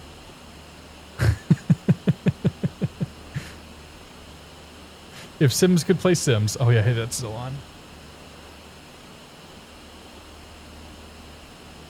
Eclipse 7 Kilo Tango, correct knuckle approach Can you 121.3. possibly stream the title, X-Plane Mobile going wrong. We'll see. 1.3, 7 Kilo Tango. All the instruments make me nervous. Yeah. I mean, there's a lot of stuff going on, but it's really not too bad. You got 2 engines, so, you know, these instruments are just duplicated for each engine. You've got your RPMs. You got your manifold pressure, which is essentially your power.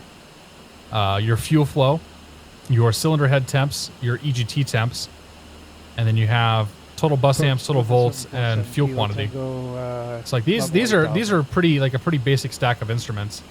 And then once you get over here and whatnot, it's unless you're talking about approach the Salinas altimeter 298. unless you're talking about the Cirrus jet that we just crashed. 2989, 7 Kilo Tango. Brad in 2508 says greetings from the car. Hello from Boston. At my PC. Are the flight physics in the V-Flight Air Piper the same as your IRL plane? I mean, no. I would say that no Cherokee probably mimics, or no Cherokee mimics the real world exactly. Like there's so many little nuances and whatnot that X-Plane and the Sims just don't catch when you're flying. But the systems and sort of the overall, like the general feel of the plane is very similar. I would say it's like 90%. It's that last 10% though that kind of makes all the difference. But the V-Flight Air Cherokee is the best Cherokee in my opinion. What does changing the prop RPM do? Why do you do a lower RPM in cruise while full and landing? Good question. So higher RPM, in essence, think of the RPM like they act like gears on a bike. So the plane doesn't have to work as hard to spin the to spin the prop when you're in cruise or when you have a lower RPM, but you don't get as much power out of it. Whereas if you spin that sucker faster, you know, if you think about when you're if you think about when you're pedaling a bike and you're pedaling faster, you know, in a lower gear, I should say, it's easier to get the power out of it so you can get up there. But when you start getting to the points where you want to go fast, you're going to be pedaling a lot. You can sort of pull that. You can pull that gear up, and it's more difficult to pedal, but you can still go faster. And that's kind of what RPMs in the plane are. So at 2,300 RPMs, our engine's not working nearly as hard and can go faster. At 2,700 RPMs, our engine's working much harder. There's much more drag because velocity 7 Tango Sierra, connect local approach 135.1. 135.1 velocity 7 Tango Sierra. That was not for 7 Kilo Tango. I'm not really good at explaining that stuff, but that's kind of how I understand it.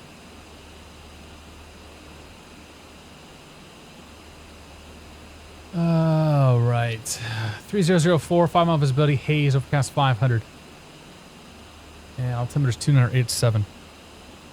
NorCal approach, velocity 717 Tango Sierra, level 5,000. We got the Half Moon Bay weather. Number 717 Tango Sierra, NorCal approach, roger at Sapid. Correction, cross Sapid at 5,000. Cleared RNAV Zulu, runway 30 approach. Cross Sapid at maintain 5,000. Cleared RNAV Zulu, runway 30 approach for Half Moon Bay, 7 Tango Sierra. Christine Felshaw, welcome to the Month Club. Thank you very much for your support, Christine. Cheers, I appreciate it. And I'm glad we're able to convert you over to the dark side.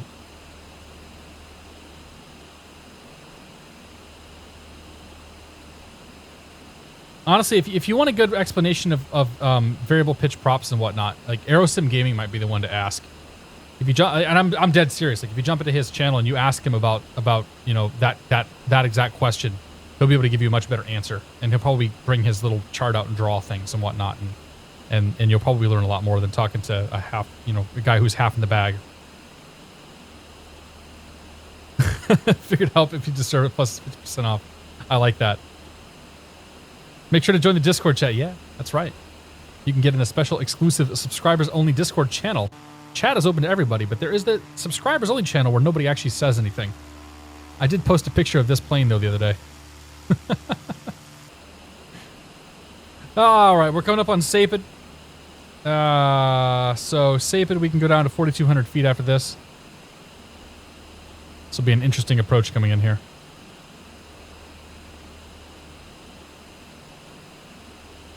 Already in the Discord, well, there you go. So then your subscription should update in the next hour, and your name will turn orange. Possibly consider subscribing. Sell me on the idea completely. I mean, I'm not really good at selling people on the idea of subscribing. If you want to, when you subscribe, it basically puts $2.50 in my pocket. Right now, all of my Twitch money and all of my YouTube money is going towards my flight training. In the future, it's going to go towards probably better equipment here in my little home studio. It's going to go towards better recording equipment for my real-world aviation and stuff like that. As far as you, if you subscribe to a channel, my channel included, you get a bunch of emotes that you can use on Twitch. So, like, you can have a beer mug in the shape of a taxi sign. And who doesn't want a beer mug in the shape of a taxi sign? You get an ad-free experience, which you are not a Twitch Prime or Twitch Turbo. So you would get ad-free viewing here on the channel, and then an icon next to your name, and the general knowledge that you're just kind of supporting the channel. I mean, I subscribe to, I think I subscribe to about 8 to 10 different channels right now. A lot of Flight Simulator folks, and also a lot of folks that are not Flight Simulator. So we're on the approach now. While I'm at it, we do have this vertical indicator here.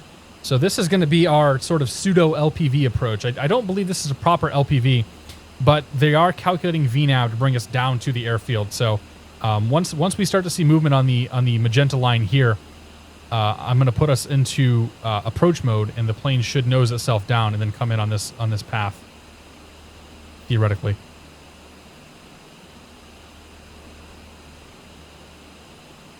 Courtney Lear, 1865. Welcome aboard. Happy Friday. Hope you're doing well. After 3 months, you get your races C. After 6 months, you get your PilotEdge C. After 12 months, you get, I think the C turns red. I don't recall. I don't know. I mean, Twitch, like the Twitch subscriptions are really more about a way to support broadcasters and support Twitch as a whole. You know, you can do subscriptions, you can do donations, you can do bits, or you can do nothing. You can just watch. Like, it's difficult to talk about this. Like, I don't necessarily, I don't care one way or the other if people subscribe. Like, I love the fact that people are willing to subscribe. I love the fact that people are willing to, you know, throw a few bucks my way, because that helps me I put all the money right back into aviation in one way, shape, or form. But if you can't afford it, or if you can't do it, or if you just don't want to do it, like, that's fine too. Just show up and say hello. You know, for me, the biggest joy that I have, the biggest bit of happiness I have, are the people that come in here and just talk all day. You know, come in here, say hello. You know, we'll have the stories. We'll sit by the campfire, sing Kumbaya, and make s'mores. Like, that's the stuff I want to see. Dogo DR. Well, thank you very much for your 2 months. Want the beer mug. There you go. Dogo DR, thank you very much for 2 months. Cheers, my friend. I appreciate your continued support. Cedric's asked if the T was a limited time only. Initially, yeah. I'll probably do another T-shirt around the holiday time. I gotta see if Twitch is gonna do anything with their shirts. Oh, we got movement. So let's go to approach mode. And the plane should nose down here.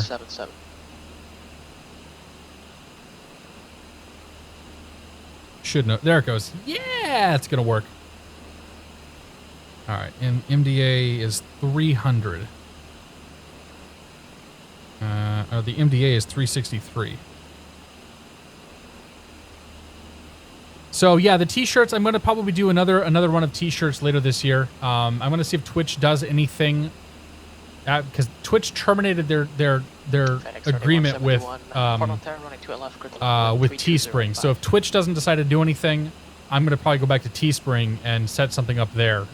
We'll do some T-shirts and maybe look at some other swag and whatnot. But the shirts will come back for sure. It's been kind of on the back burner, because I mean, enough people bought them that basically enough people bought the T-shirts that I made enough money from those to pay for the shirts that I bought. It was like $80, I think, is what I got out of the whole thing, and I was floored by that fact in and of itself. Tango Sierra, no traffic observed between the Half Moon Bay Airport. Report location of IFR in the air on the ground as frequency change approved. Okay, report back to your frequency on the ground and frequency change approved. 7 Tango Sierra.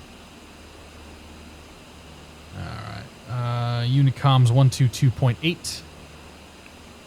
Retard, retard, retard. 2280.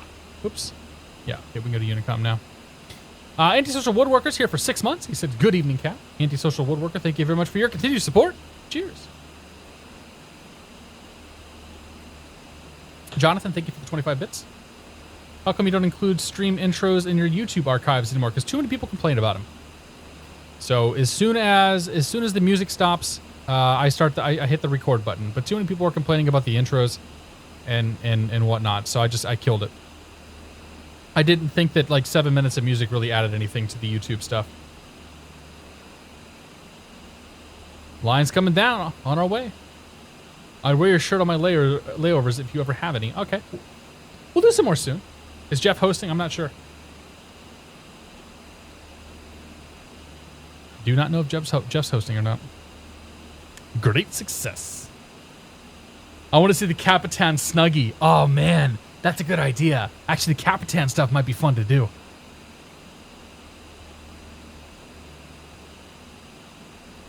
Not taking into account altitude constraints, only computes a descent based on the final ground GS angle. Oh, okay. Well, we're fine now. We passed Wahuli. Actually, we're inside. Let's go ahead and bring our speed back. We should probably start paying attention to this approach here. So we're 6 miles in now.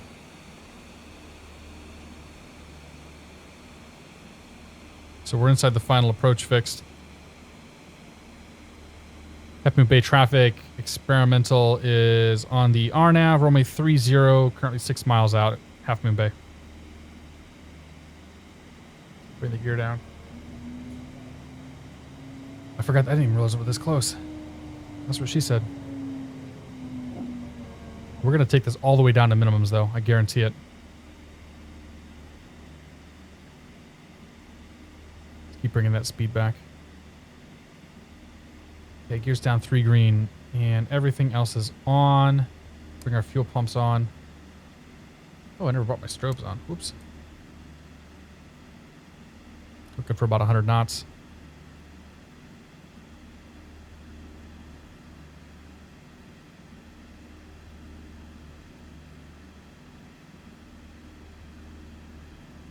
Okay, there's my approach speed. 1,000 feet to go till minimums.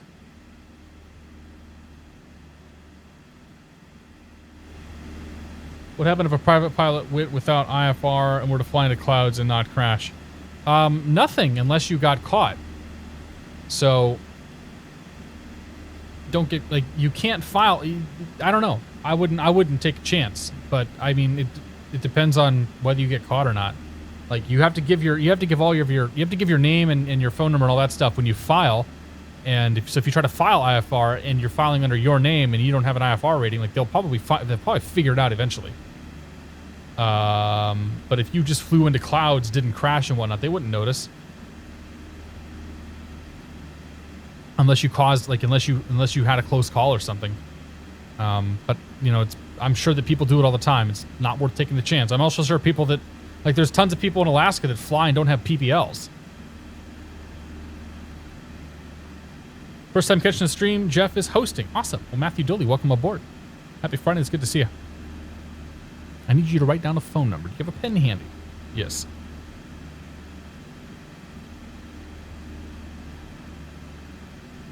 All right, 2 miles to go.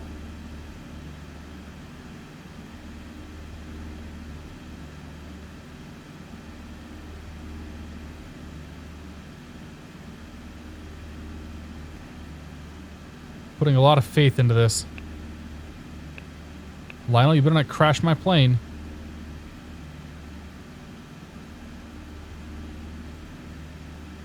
$200 to go.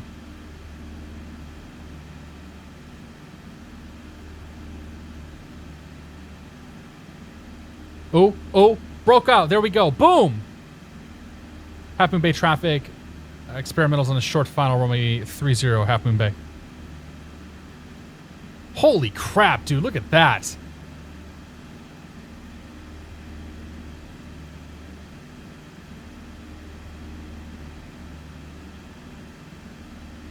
Okay, gears down 3 green.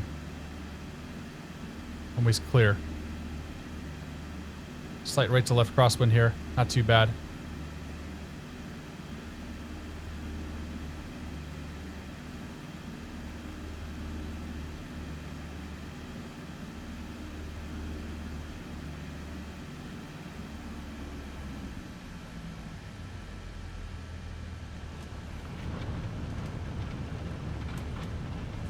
That wasn't a very smooth landing, but I'll take it.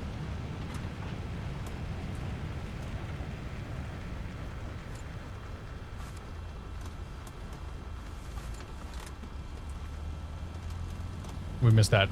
We'll have to go all the way to the end here.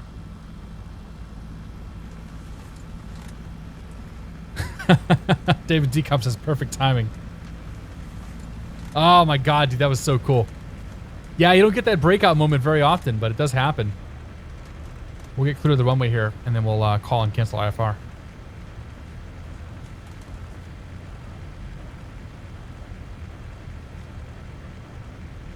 Could just back taxi. Avionics never let you down. I know. That was pretty good, Lionel. Lionel, you got to see if you can do anything to get like a proper LPV going in here.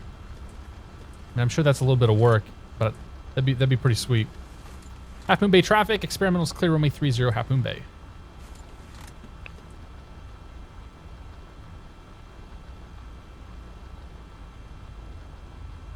NorCal approach, experimental 717, Tango Sierra's on the ground, Half Moon Bay, canceling IFR. And November 717, Tango Sierra, NorCal approach, Roger, IFR station received. And I have another aircraft right behind you. If you can tell me what altitude you had the runway or the approach lights in sight, if you know it. 450 feet. Roger. Okay, VFR. November's at 4,000, cleared RNAV Yankee runway 30 approach. RNF Yankee. He's not going to get down at RNF Yankee. You need those LPVs to get down.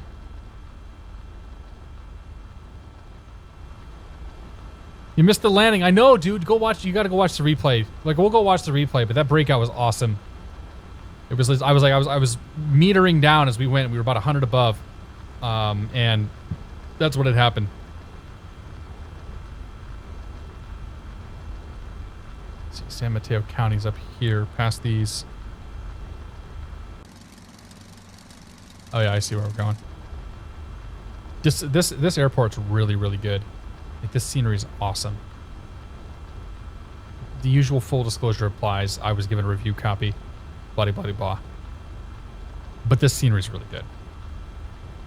Listen, the other stuff I got, I uninstalled because I think it was crashing my sim, so I'm not afraid to tell you if I think it's bad.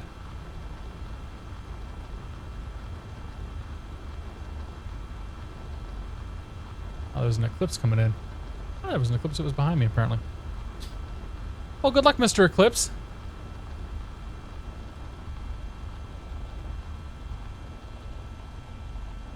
Turn here. We'll park next to this little Cessna.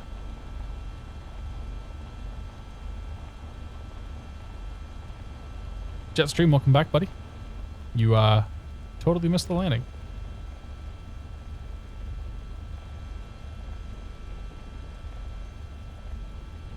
And there we go. All right, feather the props. Overhead panel, alternators off. Oh, that was the wrong order to do things. Blew up my engine. And there you go. Let's open the windows. Open the doors. Yeah, we made it. Yeah, we made it. Hell yeah, we made it. This scenery's real good. I don't know. I think it's like $25. I'm not sure it's worth $25, but you notice they had the whole city model as we were coming in, which looked really, really cool. That was a fantastic approach. I'm gonna do this some more. Oh, boats coming in from the other direction would be neat too. Not when they're this low, but next week is gonna be the MU2. MU2 is next week. I got a new version of that Tom Kyler gave me. A preview of what's to come. This aircraft was the Velocity Twin XL. Or the Twin the Twin Velocity. Sorry, Twin Velocity? Oh, God damn it. Aerobask Velocity V Twin. Not even close. Velocity V Twin. This is a beta version, or beta plane. It'll be coming out very soon at explain.org. So keep your eyes peeled. I was going to see if our Eclipse buddy was going to come in here, but I don't see him. So, yeah, we're going to do the replay. Just disconnect from PilotEdge. He's too far out for me. Disconnected. Let's check out the replay. Yep. Back. All right. The breakout moment. Let's watch this. It's 200 above. Coming in real nice. It's not showing me the glide slope anymore, but that's okay. Right at my approach speed. Here comes about 100 above. Boom. Oh, it was so good, dude. Kill the autopilot and off we go. Reach on. Beekeeper, thank you for the tier 2 sub, man. Welcome to the Build My Club. Thank you very much for your support. Cheers. Appreciate it. The Antisocial Woodworker. Sorry, I missed your resub, man. Antisocial Woodworker, thank you for 6 months, man. Cheers to you as well, sir. Good evening.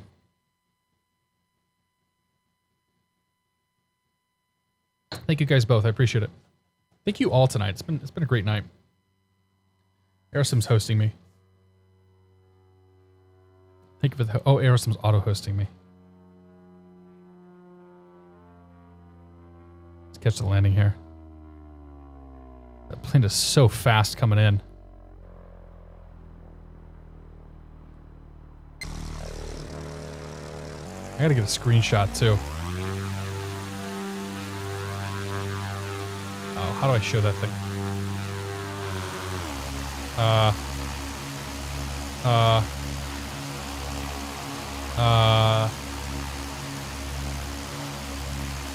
I don't know how to I don't know how to show the, there we go. I didn't know how to show the replay panel. Crap. Oop.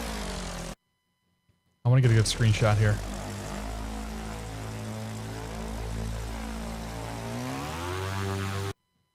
Right there? Is that going to be good?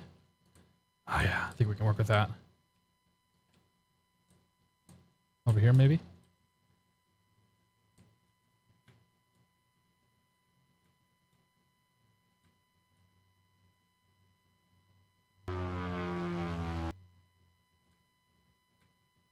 To come over, I think we'll come over on this side.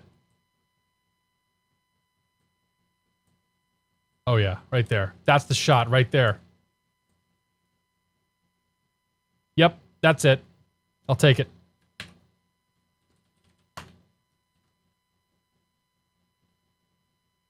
All right, let's do one more view here. Bring you in that way, that way. How do I get...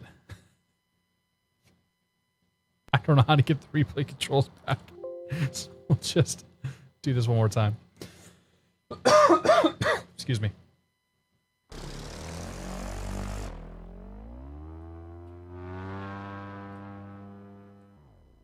All right.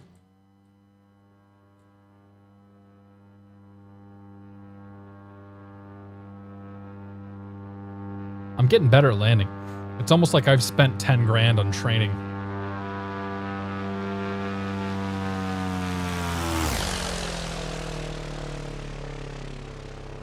Yeah. Yeah. One more time. One more time. Show me how it's done. Uh-huh. Uh-huh. Uh-huh. I'll take that landing, man. That's the best landing I had in a while. This plane... There we go. One wheel, two wheels. Both come down. Well, ladies and gentlemen, I want to give a big thank you to Lionel from Aerobask. Or Lionel from whatever Lionel's calling himself. But Lionel who's doing the Aerobask stuff. Shift space for the screenshot. Ah, okay. Thanks, Keith. Thank you very much to Aerobask for giving me access to this beta and being able to show it to you guys. I look forward to you guys being able to have this. I think it's a good plane. I think it's fun. It's different. It's amusing. And thank you all guys for coming out tonight. It's been a fun night. It's been a fun evening for flying and whatnot. And dude, that approach was awesome. Go fly into Half Moon Bay tonight, man. Go do it. Like it's good stuff. But have a good weekend. I'm doing more flying on Sunday. I'm gonna try to stream on Wednesday. Definitely gonna stream next Friday. We'll have the MU2B next Friday. And yeah, enjoy your weekend, enjoy your weeks, and we'll see you when we see you. So toodles, guys. Thanks again. Where's the tunes? Good night, guys.